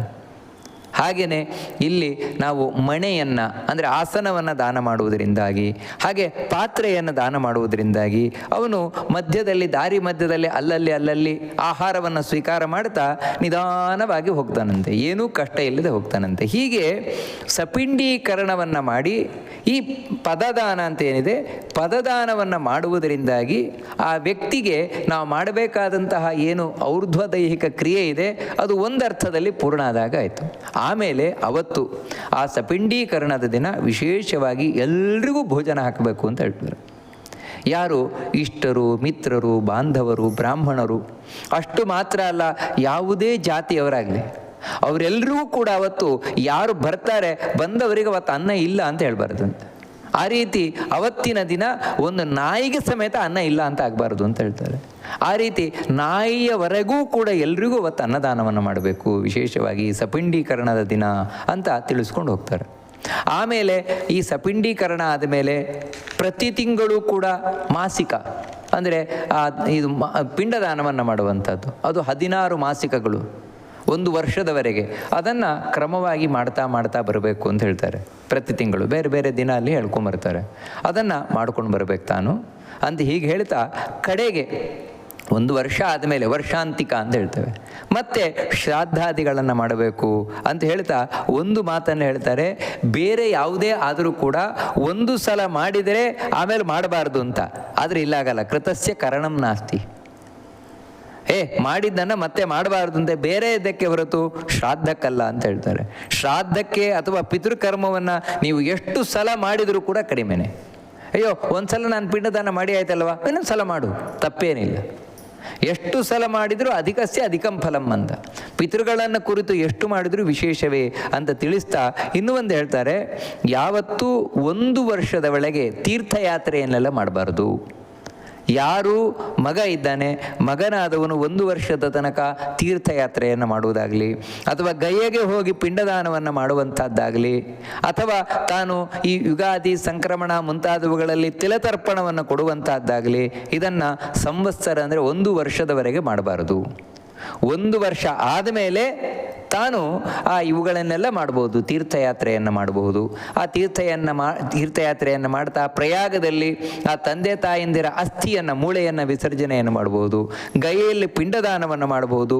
ವಿಶೇಷವಾಗಿ ಗಯೆಯಲ್ಲಿ ಪಿಂಡದಾನವನ್ನು ಮಾಡುವಂತಹ ಫಲವನ್ನು ತಿಳಿಸ್ತಾರೆ. ಗಯೆಯಲ್ಲಿ ವಿಷ್ಣುಪಾದ, ಆ ವಿಷ್ಣುಪಾದದಲ್ಲಿ ತಾನು ಪಿಂಡದಾನವನ್ನು ಮಾಡಿದರೆ ಉದ್ಧರೇ ಸಪ್ತಗೋತ್ರಾಣಿ ಕುಲಮೇಕೋತ್ತರಂ ಶತಂ ಅಂತ ಹೇಳ್ತಾರೆ. ಅವನ 7 ತಲೆಮಾರನ್ನು ಅವನು ಉದ್ಧಾರ ಮಾಡಿದಾಗಾಯಿತು ಆ ವಿಷ್ಣುಪಾದದ ಮೇಲೆ. ಎಷ್ಟು ಅಂದರೆ ಶಮೀ ಪತ್ರ ಪ್ರಮಾಣೇನ ಪಿಂಡಂ ದದ್ಯಾದ್ ಗಯಾ ಶಿರೇ ಅಂತ ಹೇಳ್ತಾರೆ. ಆ ಗಯೆಯಲ್ಲಿ ವಿಷ್ಣುಪಾದದ ಮೇಲೆ ಒಂದು ಈ ಬನ್ನಿ ಮರ ಅಂತ ಹೇಳ್ತೇವೆ, ಆ ಬನ್ನಿ ಮರದ ಎಲೆಯಷ್ಟು ಒಂದು ಸ್ವಲ್ಪ ಅನ್ನವನ್ನು ಪಿಂಡದಾನ, ನಾವು ಯಾರು ಮರಣ ಹೊಂದಿದ್ದಾರೆ ನಮ್ಮ ವಂಶದವರು, ಅವರ ಹೆಸರೇಳಿ ಅವರು ಒಳ್ಳೆದಾಗ್ಲಪ್ಪ ಅಂತ ನಾವು ಭಗವಂತನ ಪ್ರೀತಿಗಾಗಿ ಹಾಕಿದರೂ ಕೂಡ ಪಿಂಡದಾನವನ್ನು ಅವರು ಅಲ್ಲಿ ಉದ್ಧಾರ ಆಗಿ ಹೋಗ್ತಾರಂತೆ. ಅವನ ಜನ್ಮ ಸಾರ್ಥಕ. ಅದಕ್ಕೋಸ್ಕರ ತಾನು ಗಯೆಗೆ ಹೋಗಿ ಪಿಂಡದಾನವನ್ನು ಮಾಡ್ಕೊಂಡು ಬರಬೇಕು. ಹೀಗೆ ತಾನು ಮಾಡುವುದರಿಂದ ಯಾರು ಮರಣ ಹೊಂದಿದ್ದಾರೆ ಅವರಿಗೆ ಮಾತ್ರ ಒಳ್ಳೆಯದಾಗತ್ತೆ ಅಂತಲ್ಲ, ಅವರಿಗೆ ಮಾತ್ರ ಸದ್ಗತಿ ಆಗತ್ತೆ ಅಂತಲ್ಲ, ಮತ್ತು ಯಾರು ಇಲ್ಲಿ ಮಾಡಿದ್ದಾನೆ ಮಗ ಅವನಿಗೂ ಕೂಡ ಉದ್ಧಾರ ಆಗತ್ತೆ, ಅವನಿಗೆ ಪಿತೃದೇವತೆಗಳ ಅನುಗ್ರಹ ವಿಶೇಷವಾಗಿ ಆಗತ್ತೆ ಅಂತ. ಇದಕ್ಕೆ ಸಂಬಂಧಪಟ್ಟ ಹಾಗೆ ಪಿತೃದೇವತೆಗಳ ಅನುಗ್ರಹ ಒಬ್ಬ ವ್ಯಕ್ತಿಯ ಬದುಕಿನಲ್ಲಿ ಎಷ್ಟು ಮುಖ್ಯ ಅನ್ನುವುದಕ್ಕೆ ಹರಿವಂಶದಲ್ಲಿ ಬರುವಂತಹ ಒಂದು ಕಥೆ, ಅದನ್ನು ಸೂಕ್ಷ್ಮವಾಗಿ ತಿಳಿಸ್ಕೊಂಡು ಹೋಗ್ತಾರೆ. ಸತ್ತವ್ಯಾಧಾದಶಾರಣೇಶು ಮೃಗ ಕಾಲಂಜಿರೇ ಗಿರವು ಚಕ್ರವಾಕಾಶರದ್ವೀಪೆ ಹಂಸಾ ಸರಸಿ ಮಾನಸೆ ತೇಪಿ ಜಾತಾ ಕುರುಕ್ಷೇತ್ರೇ ಬ್ರಾಹ್ಮಣ ವೇದ ಪಾರಗಾ ಪ್ರಸ್ಥಿತ ದೂರ ಮಧ್ವಾನಂ ಯೂಯಂ ಕಿಮವಸೀದಥಾ ಅಂತ. ಭರದ್ವಾಜ ಋಷಿಗಳಿಗೆ 7 ಮಕ್ಕಳು. ಅವರು ತಾವು ಗುರುಕುಲಕ್ಕೆ ಹೋದರು, ಗುರುಗಳ ಬಳಿ ವಾಸ ಮಾಡಿದರು. ಗುರುಗಳವರನ್ನು ಹಸುವನ್ನು ಕಳಿಸ್ಲಿಕ್ಕೆ ಇದು ಕಾಯಲಿಕ್ಕೋಸ್ಕರ ಕಳಿಸ್ಕೊಟ್ರು. ಹಸುವನ್ನು ಮೇಯಿಸಿಕೊಂಡು ಹೋದ ಅವರಿಗೆ ಹಸಿವಾಗಲಿ ಪ್ರಾರಂಭ ಆಯಿತು. ಮಧ್ಯಾಹ್ನದಲ್ಲಿ ಏನು ಮಾಡೋದು, ಏನೂ ತಿನ್ಲಿಕ್ಕೆ ಸಿಗಲಿಲ್ಲ. ಆ 7 ಮಂದಿಯಲ್ಲಿ ಒಬ್ಬ ಹೇಳಿದ, ಒಂದು ಹಸುವನ್ನು ಕಡಿದು ತಿಂದು ಬಿಡೋಣ ಅಂತ. ಉಳಿದವರು ಒಪ್ಪಿದರು. ಆದರೆ ಅದರಲ್ಲಿ ಪಿತೃಮಾನ್ ಅಂತ ಒಬ್ಬ ಭರದ್ವಾಜನ ಮಗ, ಅವನು ಹೇಳಿದ, ಹಾಗೆ ಮಾಡಬೇಡ, ಹಾಗೆ ಮಾಡೋದು ಬೇಡ, ನಾವು ಈ ಹಸುವನ್ನು ತಿನ್ನುವುದಕ್ಕಿಂತ ಮುಂಚೆ ಪಿತೃಗಳ ಉದ್ದೇಶವಾಗಿ ಶ್ರಾದ್ದ ಮಾಡೋಣ. ಶ್ರಾದ್ದ ಮಾಡಿ ಈ ಗೋವಿನ ಮಾಂಸ ಏನಿದೆ ಅದನ್ನು ಪಿತೃಗಳ ಉದ್ದೇಶವಾಗಿ ಶ್ರಾದ್ದ ಮಾಡಿ ಪಿತೃಗಳ ಪ್ರಸಾದ ಅಂತ ಸ್ವೀಕಾರ ಮಾಡೋಣ. ಆಯಿತು ಅಂತ ಉಳಿದ 6 ಮಂದಿ ಒಪ್ಪಿದರು. ಹಾಗೆ ಅಲ್ಲಿ ಪಿತೃಶ್ರಾದ್ದವನ್ನು ಮಾಡಿ ಆ ಪಿತೃಗಳ ಪ್ರಸಾದ ಅಂತ ಆ ಹಸುವಿನ ಮಾಂಸವನ್ನು ತಿಂದರು. ಮತ್ತು ಸಾಯಂಕಾಲಕ್ಕೆ ಆಗಬೇಕಾದ್ರೆ ಆಶ್ರಮಕ್ಕೆ ಬಂದರು. ಗುರುಗಳು ನೋಡ್ತಾರೆ, ಒಂದು ಹಸು ಕಮ್ಮಿ ಇದೆ, ಎಲ್ಲಿ ಹೋಯಿತು ಅಂತ ಕೇಳಿದರು. ಅದಕ್ಕೆ 7 ಮಂದಿ ಹೇಳಿದರು, ಹುಲಿ ತಿನ್ಕೊಂಡು ಹೋಯಿತು ಅಂತ. ಅಂದರೆ ಗುರುಗಳ ಬಳಿ ಸುಳ್ಳು ಹೇಳಿದರು. ಇದರಿಂದಾಗಿ ಗುರುಗಳ ಬಳಿ ಸುಳ್ಳು ಹೇಳಿದ್ರಿಂದಾಗಿ ಮುಂದಿನ ಜನ್ಮದಲ್ಲಿ ಬೇಡರಾಗಿ ಹುಟ್ಟಿ ಬಂದರಂತೆ. ದಶಾರಣ ದೇಶದಲ್ಲಿ ಬೇಡರಾಗಿ ಹುಟ್ಟಿ ಬಂದರು. ಅಲ್ಲಿ ಅವರು ಬೇಡರಾಗಿ ಹುಟ್ಟಿದರೂ ಕೂಡ ಅವರಿಗೆ ಹಿಂದಿನ ಜನ್ಮದ ನೆನಪಿತ್ತು. ಯಾಕೆ ಬೇಡರಾಗಿ ಹುಟ್ಟಿ ಬಂದರು ಅಂತ ಹೇಳಿದ್ರೆ ಹಸುವನ್ನು ಕೊಂದದ್ದಕ್ಕಲ್ಲ, ಗುರುಗಳಿಗೆ ಸುಳ್ಳು ಹೇಳಿದ್ದಕ್ಕೆ. ಅದು ಮುಖ್ಯ ದೋಷ ಅವರು ಮಾಡಿದ್ದು. ಅದಕ್ಕಾಗಿ ಬೇಡ ಜಾತಿಯಲ್ಲಿ ಬಂದಿದ್ದರು. ಆದರೆ ಇಲ್ಲಿ ಹಿಂದಿನ ಜನ್ಮದಲ್ಲಿ ತಾವು ಮಾಡಿದ ತಪ್ಪಿನ ಅರಿವಿನಿಂದಾಗಿ ತಾವಿಲ್ಲಿ ಯಾರನ್ನೂ ಹಿಂಸಿಸಲಿಲ್ಲ. ಬೇಡ ಜಾತಿಯಲ್ಲಿ ಬಂದರೂ ಕೂಡ ಇವರು ಅಹಿಂಸೆಯಿಂದ ಬದುಕಿದರು, ಸಸ್ಯಾಹಾರಿಗಳಾಗಿ ಬದುಕಿದರು. ಆಮೇಲೆ ಆ ಜನ್ಮವನ್ನು ಬಿಟ್ಟರು. ಆ ಜನ್ಮವನ್ನು ಬಿಟ್ಟು ಅದರ ಮುಂದಿನ ಜನ್ಮದಲ್ಲಿ ಪ್ರಾಣಿಯಾಗಿ ಹುಟ್ಟಿ ಬಂದರು. ಕಾಲಂಜರಗಿರಿಯಲ್ಲಿ 7 ಪ್ರಾಣಿಗಳಾಗಿ ಹುಟ್ಟಿ ಬಂದರು. ಪ್ರಾಣಿಗಳಾಗಿ ಬಂದರೂ ಕೂಡ ಹಿಂದೆ ಭರದ್ವಾಜರ ಮಕ್ಕಳಾಗಿದ್ದದ್ದು ನೆನಪಿತ್ತು ಅವರಿಗೆ. ಅಲ್ಲಿ ತಾವು ಸಂಪಾದನೆ ಮಾಡಿದ ಭಗವಂತನ ಜ್ಞಾನದ ನೆನಪಿತ್ತು. ಅಲ್ಲಿ ತಾವು ಮಾಡಿದಂತಹ ತಪ್ಪಿನ ಅರಿವಿತ್ತು. ಇದಕ್ಕೆ ಕಾರಣ ಏನಂದರೆ ಪಿತೃಗಳ ಅನುಗ್ರಹ. ಪಿತೃಗಳ ಶ್ರಾದ್ದ ಮಾಡಿ ಇವರು ಮಾಂಸ ತಿಂದಿದ್ರಲ್ವ, ಅದರಿಂದಾಗಿ ಪಿತೃಗಳು ಸಂತೃಪ್ತರಾಗಿದ್ದರು. ಅದರಿಂದಾಗಿ ಇವರು ಬೇರೆ ಬೇರೆ ಜನ್ಮದಲ್ಲಿ ಬಂದರೂ ಕೂಡ ಹಿಂದಿನ ನೆನಪಿದೆ ಇವರಿಗೆ, ಆ ಜ್ಞಾನ ಇದೆ. ಆ ಜ್ಞಾನ ಮುಂದುವರ್ಕೊಂಡು ಹೋಗ್ತಾ ಇದೆ. ಮುಂದೆ ಅದನ್ನು ಬಿಟ್ಟರು, ಆ ಪ್ರಾಣಿ ಜನ್ಮವನ್ನು ಬಿಟ್ಟು ಚಕ್ರವಾಕ ಪಕ್ಷಿಯಾಗಿ ಹುಟ್ಟಿ ಬಂದರಂತೆ. ಶರದ್ವೀಪದಲ್ಲಿ, ಶರದ್ವೀಪ ಅಂತ, ಅಲ್ಲಿ ಚಕ್ರವಾಕ ಪಕ್ಷಿಯಾಗಿ ಹುಟ್ಟಿ ಬಂದರು. ಆ ಜನ್ಮವನ್ನು ಮುಗಿಸಿದ್ರು. ಅಲ್ಲಿಯೂ ಕೂಡ ನೆನಪಿದೆ ಅವರಿಗೆ. ಹಿಂದೆ ತಾವು ಭರದ್ವಾಜರ ಮಕ್ಕಳಾಗಿ ಬಂದದ್ದು, ಮತ್ತು ಬೇಡ ಜಾತಿಯಲ್ಲಿ ಬಂದದ್ದು, ಮತ್ತು ಪ್ರಾಣಿಯಾಗಿ ಬಂದದ್ದು ಎಲ್ಲ ನೆನಪಿದೆ. ಯಾಕಂದರೆ ಅದು ಪಿತೃದೇವತೆಗಳ ಅನುಗ್ರಹದಿಂದಾಗಿ. ಅದರ ನಂತರ ಅವರು ಮಾನಸ ಸರೋವರದಲ್ಲಿ ಹಂಸ ಪಕ್ಷಿಗಳಾಗಿ ಬಂದರು. ಹಂಸ ಪಕ್ಷಿಗಳಾಗಿ ಬಂದು ತಾವು ಅಲ್ಲಿ ಧ್ಯಾನವನ್ನು ಮಾಡ್ತಾ ಇರ್ತಾರೆ. ಆ ಸಂದರ್ಭದಲ್ಲಿ ಅಣುಹ ಅಂತ ರಾಜ ಬರ್ತಾನೆ. ನೋಡ್ತಾನೆ, ಎಷ್ಟು ಚೆಂದಾಗಿ ಈ ಪಕ್ಷಿಗಳು ಧ್ಯಾನ ಮಾಡ್ತಾ ಇವೆ, ಇಲ್ಲಿ ನನಗೂ ಇಂಥ ಭಾಗ್ಯ ಸಿಕ್ಕಿದ್ರೆ ಅಂತ ಅವನು ಎಣಿಸ್ತಾನೆ. ಈ 7 ಪಕ್ಷಿಗಳಲ್ಲಿ ಒಂದು ಪಕ್ಷಿ ಆ ರಾಜನ ವೈಭವವನ್ನು ನೋಡಿ, ನಾನು ಹೀಗೆ ರಾಜ ಆಗಿದ್ದರೆ ಎಷ್ಟು ಒಳ್ಳೆಯದು ಅಂತ ಎಣಿಸಿತು. ಅದರ ಅಕ್ಕಪಕ್ಕ ಇದ್ದ 2 ಪಕ್ಷಿಗಳು ಹೇಳಿದ್ವು, ನೀನು ರಾಜ ಆದರೆ ನಾವಿಬ್ಬರೂ ಮಂತ್ರಿಗಳಾಗ್ತೇವೆ ಅಂತ. ಉಳಿದ 4 ಪಕ್ಷಿಗಳು ಈ ಮಾತನ್ನು ಕೇಳಿಸಿಕೊಂಡು ಹೇಳಿದ್ವು, ಎಲ್ಲಿದ್ದೀರಿ, ನಾವು ಎಷ್ಟು ಮೇಲಕ್ಕೇರಿದ್ದೇವೆ, ನಾವು ಅಂದರೆ ಭಗವಂತನಿಗೆ ಸಮೀಪದಲ್ಲಿದ್ದೇವೆ. ಯಾಕಂದರೆ ಆ ಪಿತೃಗಳ ಅನುಗ್ರಹದಿಂದಾಗಿ ಇವರಿಗೆ ಆ ದೇವರ ಜ್ಞಾನ ಹಾಗೆ ಮುಂದುವರ್ಕೊಂಡು ಬಂದಿದೆ. ಭರದ್ವಾಜರ ಮಕ್ಕಳಾಗಿದ್ದಾಗ ಏನು ಗುರುಕುಲದಲ್ಲಿ ಸಂಪಾದನೆ ಮಾಡಿದ್ರು ಆ ಜ್ಞಾನ ಹಾಗೆ ಮುಂದುವರ್ಕೊಂಡು ಬಂದಿದೆ. ಇಲ್ಲಿ ತಾವು ಹಾಗೆ ತಪಸ್ಸನ್ನು ಮಾಡ್ತಾ ಇದ್ದಾರೆ. ನಾವು ದೇವರ ಬಳಿಗೆ ಹೋಗುವ ಸಂದರ್ಭದಲ್ಲಿರಬೇಕಾದ್ರೆ ನೀವು ಇಲ್ಲಿ ಯಾರೋ ನಾನು ರಾಜನಾಗಿ ಹುಟ್ಟಬೇಕು ಅಂತ ಇಚ್ಛಿಸ್ತಾ ಇದ್ದೀರಲ್ಲ, ಹೋಗಿ ನೀವು ರಾಜನೇ ಆಗೋಗು, ನೀವಿಬ್ಬರು ಅವನ ಮಂತ್ರಿ ಆಗೋಲಿ ಅಂತ ಶಾಪ ಕೊಟ್ಟರು. ಆ 4 ಮಂದಿ ಉಳಿದವರು ತುಂಬ ಪಶ್ಚಾತ್ತಾಪ ಆಯಿತು ಈ 3 ಹಂಸಗಳಿಗೆ. ಅವುಗಳು ಕ್ಷಮೆ ಕೇಳ್ತವೆ, ಅಯ್ಯೋ ನಮ್ಮಿಂದ ತಪ್ಪಾಗಿ ಹೋಯಿತು ಅಂತ. ಅದಕ್ಕೆ ಆ 4 ಹಂಸ ಪಕ್ಷಿಗಳು ಹೇಳ್ತವೆ, ಸರಿ ನೀವು ರಾಜಮಂತ್ರಿಗಳಾಗಿದ್ದರೆ ನಾವಲ್ಲಿ ನೆನಪು ಮಾಡ್ತೇವೆ ಅಂತ, ನಿಮಗೆ ನೆನಪಿಸ್ತೇವೆ ಅಂತ. ಅದೇ ರೀತಿಯೇ ಆ ಹಂಸ ಪಕ್ಷಿಗೆ ಈ ಅಣುಹರಾಜನ ಮಗನಾಗಿ ಬ್ರಹ್ಮದತ್ತನಾಗಿ ಹುಟ್ಟಿ ಬರ್ತಾನೆ. ಅವನ 2 ಮಂತ್ರಿಗಳಾಗಿ 2 ಹಂಸ ಪಕ್ಷಿಗಳು ಬಂದವು. ಅದೇ ಉಳಿದ 4 ಮಂದಿ ಏನಿದ್ದಾರೆ, ಇವರು ಕುರುಕ್ಷೇತ್ರದಲ್ಲಿ ಒಬ್ಬ ವೇದ ಪಾರಂಗತನಾದ ಬ್ರಾಹ್ಮಣನ ಮನೆಯಲ್ಲಿ ಹುಟ್ಟಿ ಬಂದರು. ಸಣ್ಣಲ್ಲಿಯೇ ತಾವು ಒಳ್ಳೆ ವೇದಾಧ್ಯಯನವನ್ನು ಮಾಡಿ ಅಲ್ಲಿಯೂ ಕೂಡ ಅವರಿಗೆ ಎಲ್ಲ ನೆನಪಿತ್ತು. ಅಂದರೆ ಇದೆಲ್ಲ ಪಿತೃದೇವತೆಗಳ ಅನುಗ್ರಹ. ಅಂದರೆ ಪಿತೃದೇವತೆಗಳ ಅನುಗ್ರಹದಿಂದಾಗಿ ನಮಗೆ ಭಗವಂತನ ಜ್ಞಾನ ಎಲ್ಲ ಕಡೆಯೂ ಉಳಿತದೆ. ಇವರು ತಾವು ಸಣ್ಣಲ್ಲಿಯೇ ಮನೆ ಬಿಟ್ಟು ಹೊರಡ್ಲಿಕ್ಕೆ ಶುರು ಮಾಡಿಬಿಟ್ರು, ನಾವು ಇನ್ನು ತಪಸ್ಸು ಹೋಗ್ತೇವೆ ದೇವರನ್ನು ಒಲಿಸ್ಕೊಳ್ಳಿಕ್ಕೆ ಅಂತ. ತಂದೆ ಕೇಳ್ತಾನೆ, ತಾಯಿ ಇಲ್ಲ, ತಂದೆ ಮಾತ್ರ, ಅಯ್ಯೋ ನೀವು ನನ್ನನ್ನು ಬಿಟ್ಟು ಹೋದರೆ ನನಗೆ ಯಾರು ಗತಿ, ನನಗೆ ಯಾರೂ ಗತಿ ಇಲ್ವಲ್ಲ ಅಂತ. ಅದಕ್ಕೆ ಆ 4 ಮಂದಿ ಹೇಳ್ತಾರೆ, ಈ ಊರಿನ ರಾಜ ಇದ್ದಾನಲ್ವ, ರಾಜ ಬರಬೇಕಾದ್ರೆ ಮೆರವಣಿಗೆಯಲ್ಲ ರಸ್ತೆಯಲ್ಲಿ ನಾವು ಒಂದು ಶ್ಲೋಕ ಹೇಳಿಕೊಡ್ತೇವೆ, ಆ ಶ್ಲೋಕವನ್ನು ಹೇಳು ನೀನು, ನಿನಗೆ ಆ ರಾಜ ಬೇಕಾದಷ್ಟು ಕೊಡ್ತಾನೆ ಅಂತ, ಬೇಕಾದಷ್ಟು ನಿನಗೆ ಕೊಡ್ತಾನೆ ಅಂತ. ಆಯಿತು ಅಂತ ಒಪ್ಪಿದ್ರು. ಅದೇ ಈ ಶ್ಲೋಕ, ಸಪ್ತವ್ಯಾಧಾದಶಾರಣೇಶು ಮೃಗಾ ಕಾಲಂಜಿರೇ ಗಿರು ಚಕ್ರವಾಕ ಶರದ್ವೀಪೆ ಹಂಸಾ ಸರಸಿ ಮಾನಸಿ ತೇಪಿ ಜಾತ ಕುರುಕ್ಷೇತ್ರೇ ಬ್ರಾಹ್ಮಣ ವೇದ ಪಾರಗಾ ಪ್ರಸ್ಥಿತ ದೂರ ಮಧ್ವಾನಂ ಯೂಯಂ ಕಿಮವಸೀದಥ ಎನ್ನುವಂತಹ ಮಾತು. ಈ ಶ್ಲೋಕ ಹೇಳು ಅಂತ. ಆ ಬ್ರಾಹ್ಮಣನಿಗೆ ಏನು ಗೊತ್ತು ಈ ರೀತಿ ಹೇಳಿದ್ದಾರೆ ಅಂತ. ಆ ಬ್ರಹ್ಮದತ್ತ ತಾನು ಮೆರವಣಿಗೆಯಲ್ಲಿ ಬರಬೇಕಾದರೆ ರಾಜನಿಗೆ ಕೇಳುವಂತೆ ಗಟ್ಟಿಯಾಗಿ ಈ ಶ್ಲೋಕವನ್ನು ಹೇಳಿದರು. ರಾಜನಾದರೂ ಈ ಶ್ಲೋಕವನ್ನು ಕೇಳಿದ ಕೂಡಲೇ ಗರ್ರ ತಲೆ ತಿರುಗಿ ಕೆಳಗೆ ಬಿದ್ದ. ಈ ಬ್ರಾಹ್ಮಣ ಗಡಗಡಗ ನಡುಗುತ್ತಾ ಇದ್ದಾನೆ, ಅಯ್ಯೋ ನನಗಿನ್ನೇನು ಕಾದಿದೆ ಶಿಕ್ಷೆ, ಏನು ಕಾದಿದೆ ಅಂತ. ಸ್ವಲ್ಪ ಹೊತ್ತಾದ ಕೂಡಲೇ ಆ ರಾಜ ಎಚ್ಚರಗೊಂಡ. ಬ್ರಹ್ಮದತ್ತ ಯಾರು, ಆ ಶ್ಲೋಕ ಹೇಳಿದ್ದು ಯಾರು ಅಂತ ಹೇಳ್ತಾನೆ. ಈ ಬ್ರಾಹ್ಮಣ ಎದುರಿಗೆ ಬರ್ತಾನೆ, ನಡುಗುತ್ತಾ ಇದ್ದಾನೆ. ನಿನಗೇನು ಬೇಕು ಕೊಡ್ತೇನೆ ಅಂತ ಅವನಿಗೇನು ಬೇಕು ಎಲ್ಲವನ್ನು ಕೊಡ್ತಾನೆ. ಬ್ರಾಹ್ಮಣನಿಗೆ ಆಶ್ಚರ್ಯ, ಏನು ಈ ಶ್ಲೋಕದಲ್ಲಿ ಅಡಗಿ ಕೂತಿದೆ ಅಂತ. ಇನ್ನೇನಿಲ್ಲ, ಆ ಶ್ಲೋಕದಲ್ಲಿರುವುದು ಇಷ್ಟೇ, 7 ಮಂದಿ ಮೊದಲು ಬೇಡರಾಗಿ ಹುಟ್ಟಿ ಬಂದರು, ಮತ್ತು ಮೃಗವಾಗಿ ಹುಟ್ಟಿ ಬಂದರು, ಆಮೇಲೆ ಶಕ್ರವಾಕ ಪಕ್ಷಿಯಾಗಿ ಹುಟ್ಟಿ ಬಂದರು, ಮತ್ತು ಹಂಸ ಪಕ್ಷಿಯಾಗಿ ಹುಟ್ಟಿ ಬಂದರು.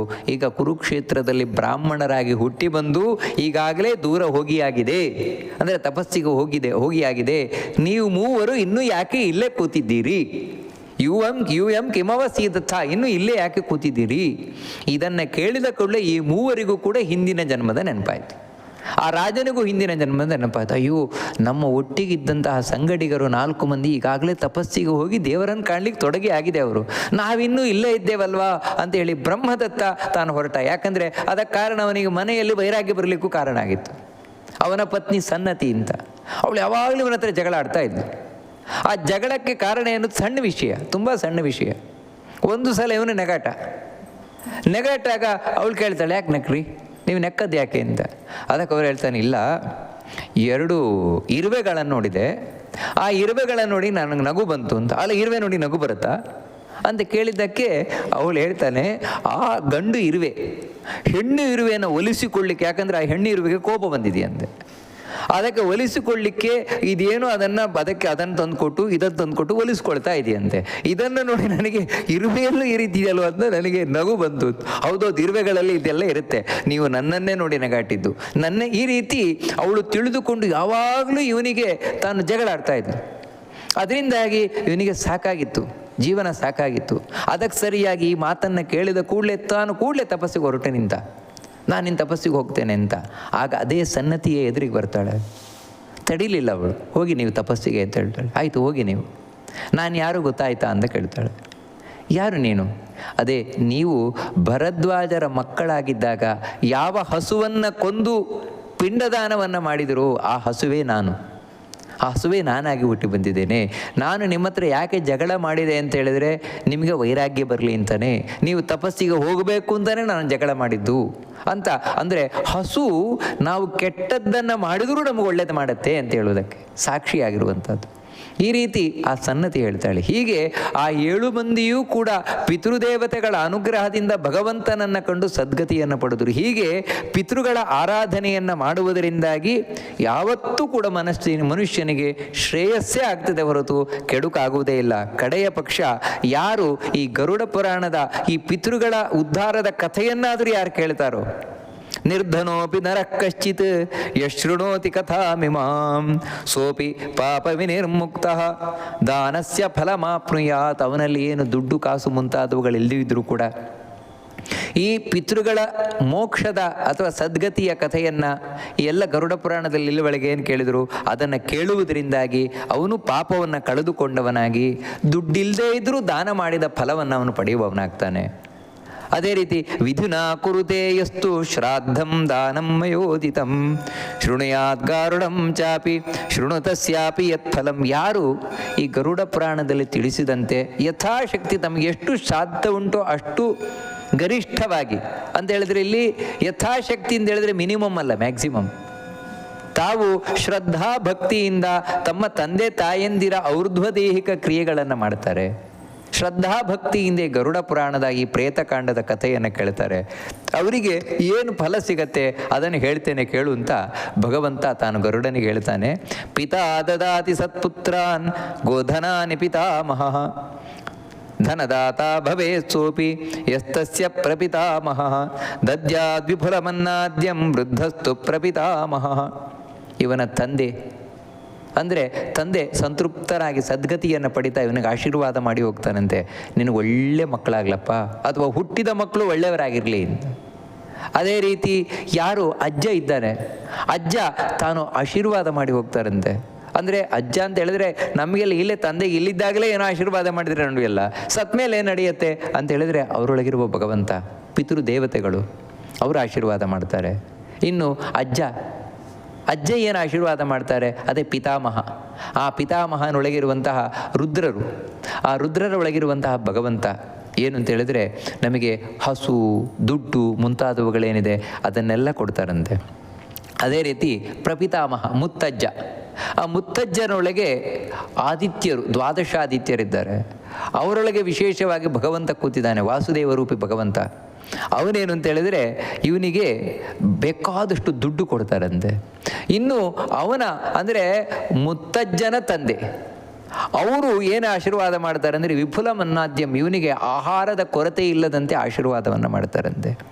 ತೃಪ್ತಾಶ್ರಾದ್ದೇನ ತೇ ಸರ್ವೇ ದತ್ವಾ ಪುತ್ರಸ್ಯ ವಾಂಛಿತಂ ಗಚ್ಚಂತಿ ಧರ್ಮ ಮಾರ್ಗೈಶ್ಚ ಧರ್ಮರಾಜಸ್ಯ ಮಂದಿರಂ ತತ್ರ ಧರ್ಮ ಸಭಾಯಾಂತೆ ತಿಷ್ಟಂತಿ ಪರಮಾದರಾತ್. ಹೀಗೆ ಅವರು ಇವನಿಗೆ ಬೇಕಾದಷ್ಟು ಆಶೀರ್ವಾದವನ್ನು ಮಾಡಿ ಅವರು ಇವನು ಮಗ ಮಾಡಿದಂತಹ ಶ್ರಾದ್ದಾದಿಗಳಿಂದ ಸಂತೃಪ್ತರಾಗಿ ತಾವು ಯಮನ ಲೋಕದಲ್ಲಿ ಆನಂದವಾಗಿರ್ತಾರೆ. ಯಮಲೋಕದಲ್ಲಿ ಸುಖವಾಗಿರುವವರಿದ್ದಾರೆ, ಪೂರ್ವ ಪಶ್ಚಿಮ ಉತ್ತರ ದ್ವಾರದಲ್ಲಿ ಹೋಗಿ ಹಾಗೆ ಸುಖವಾಗಿರ್ತಾರೆ ಅಂತ ಇದಿಷ್ಟನ್ನು ಭಗವಂತ ತಾನು ಗರುಡನಿಗೆ ತಿಳಿಸಿಕೊಂಡು ಹೋದ. ಈ ಕಥೆಯನ್ನು ವಾಸ್ತವಿಕವಾಗಿ ನಾವು ಇಲ್ಲಿವರೆಗೆ ಕೇಳಿದ ಯಾರ ಕಥೆ ಅಂತ ಹೇಳಿದರೆ, ಯಾರು ತಾವು ಪಾಪವನ್ನು ಮಾಡ್ತಾರೆ ಪುಣ್ಯವನ್ನು ಮಾಡ್ತಾರೆ, ಎರಡೂ ಮಾಡ್ತಾರೆ, ಪಾಪ ಪುಣ್ಯಗಳನ್ನು ಎರಡೂ ಮಾಡ್ತಾರೆ. ಆ ರೀತಿ ಮಾಡಿದವರು ತಾವು ಪುಣ್ಯದ ಫಲ ಅನುಭವಿಸಲಿಕ್ಕೆ ಪಾಪ ಅಡ್ಡಿಯಾಗ್ಬಿಡ್ತದೆ ಅವರಿಗೆ. ಅಂಥವರಿಗೆ ಇಲ್ಲಿ ಆ ಪಾಪದಿಂದ ಮುಕ್ತಿ ಹೇಗೆ, ಅವರು ಅವರ ಪುಣ್ಯದ ಫಲವನ್ನು ಹೇಗೆ ಅನುಭವಿಸ್ಲಿಕ್ಕಾಗತ್ತೆ ಅಂಥವರನ್ನು ಕುರಿತು ಇಲ್ಲಿ ಹೇಳ್ತಾ ಇರುವಂಥದ್ದೇ ಹೊರತು ಯಾರು ಜನ್ಮದಲ್ಲಿ ಪುಣ್ಯವೇ ಮಾಡಿಲ್ಲ ಬರೀ ಪಾಪವೇ ಮಾಡಿದ್ದಾರೋ ಅಂಥವರಿಗೆ ಯಾವತ್ತೂ ಈ ಗರುಡ ಪುರಾಣದಲ್ಲಿ ಹೇಳಿದ ಪಿಂಡದಾನಾದಿಗಳಿಂದಲೂ ಫಲ ಇಲ್ಲ, ದಾನದಿಂದಲೂ ಫಲದಿಂದ ಏನು ಫಲ ಇಲ್ಲ. ಏನು ಮಾಡಿದರೂ ಅವರು ಶಿಕ್ಷೆ ಅನುಭವಿಸುವುದು ಖಂಡಿತ, ಅವರು ಕಷ್ಟಪಡೋದು ಖಂಡಿತ. ಅದಕ್ಕಾಗಿ ಬದುಕಿನಲ್ಲಿ ಯಾವತ್ತೂ ನಾಸ್ತಿಕರಾಗಬಾರ್ದು, ಧರ್ಮವನ್ನು ದ್ವೇಷಿಸುವವರಾಗಬಾರ್ದು ನಾವು. ಮತ್ತು ಯಥಾಶಕ್ತಿ ನಮ್ಮ ಕೈಲಾದಷ್ಟು ಭಗವಂತನ ಆರಾಧನೆಯನ್ನು ಮಾಡಬೇಕು, ಭಗವಂತನ ಚಿಂತನೆಯನ್ನು ಮಾಡಬೇಕು, ಭಗವಂತನ ಆರಾಧನೆಯನ್ನು ಮಾಡ್ತಾ ಅಷ್ಟಲ್ಲದೆ ಧಾರ್ಮಿಕರಾಗಿದ್ದುಕೊಂಡು ಧರ್ಮ ಶ್ರದ್ಧೆ ಉಳ್ಳವರಾಗಿ ಆದಷ್ಟು ನಮ್ಮ ಕೈಯಲ್ಲಿ ಆದಷ್ಟು ಪರೋಪಕಾರ ಮುಂತಾದವುಗಳನ್ನು ಮಾಡ್ತಾ ನಾವು ಬದುಕಬೇಕು.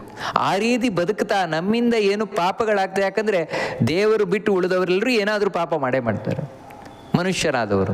ಆ ಪಾಪಗಳಿಗೆ ಈ ರೀತಿ ಇಲ್ಲಿ ಮುಕ್ತಿ ಸಿಗತ್ತೆ ಅಂತ ತಿಳಿಸ್ತಾ, ಇನ್ಯಾರು ತುಂಬ ಪುಣ್ಯ ಮಾಡಿದ್ದಾರೆ, ಪಾಪ ಕಮ್ಮಿ ಮಾಡಿದ್ದಾರೆ, ಅವ್ರ ಕಥೆ ಏನು, ಅವರು ಯಾವ ರೀತಿ ಮರಣ ಹೊಂದುತ್ತಾರೆ, ಮರಣ ಹೊಂದು ಅವ್ರು ಯಾವ ಲೋಕಕ್ಕೆ ಹೋಗ್ತಾರೆ. ಯಮಲೋಕದಲ್ಲಿ ನಾವು ದಕ್ಷಿಣದ ನರಕದ ವಿವರಣೆಯನ್ನು ಕೇಳಿದ್ವು. ಇನ್ನು ಯಮಲೋಕದಲ್ಲಿಯೂ ಕೂಡ ಪುಣ್ಯಾತ್ಮರು ಹೋಗ್ತಾರೆ. ಪುಣ್ಯಾತ್ಮರು ಯಾವ ಲೋಕದ ಹೋಗ್ತಾರೆ, ಏನು ಕತೆ, ಇವುಗಳನ್ನೆಲ್ಲ ಮುಂದೆ ತಿಳಿಸ್ಕೊಂಡು ಹೋಗ್ತಾರೆ. ಅದನ್ನು ಮುಂದೆ ನೋಡೋಣ ಅಂತ ಹೇಳ್ತಾ ಈ ಉಪನ್ಯಾಸವನ್ನು ಮಧ್ವಾಂತರ್ಗತ ಭಗವಂತನಿಗೆ ಅರ್ಪಣೆಯನ್ನು ಮಾಡೋಣ. ಶ್ರೀಕೃಷ್ಣ ಅರ್ಪಣಮಸ್ತು.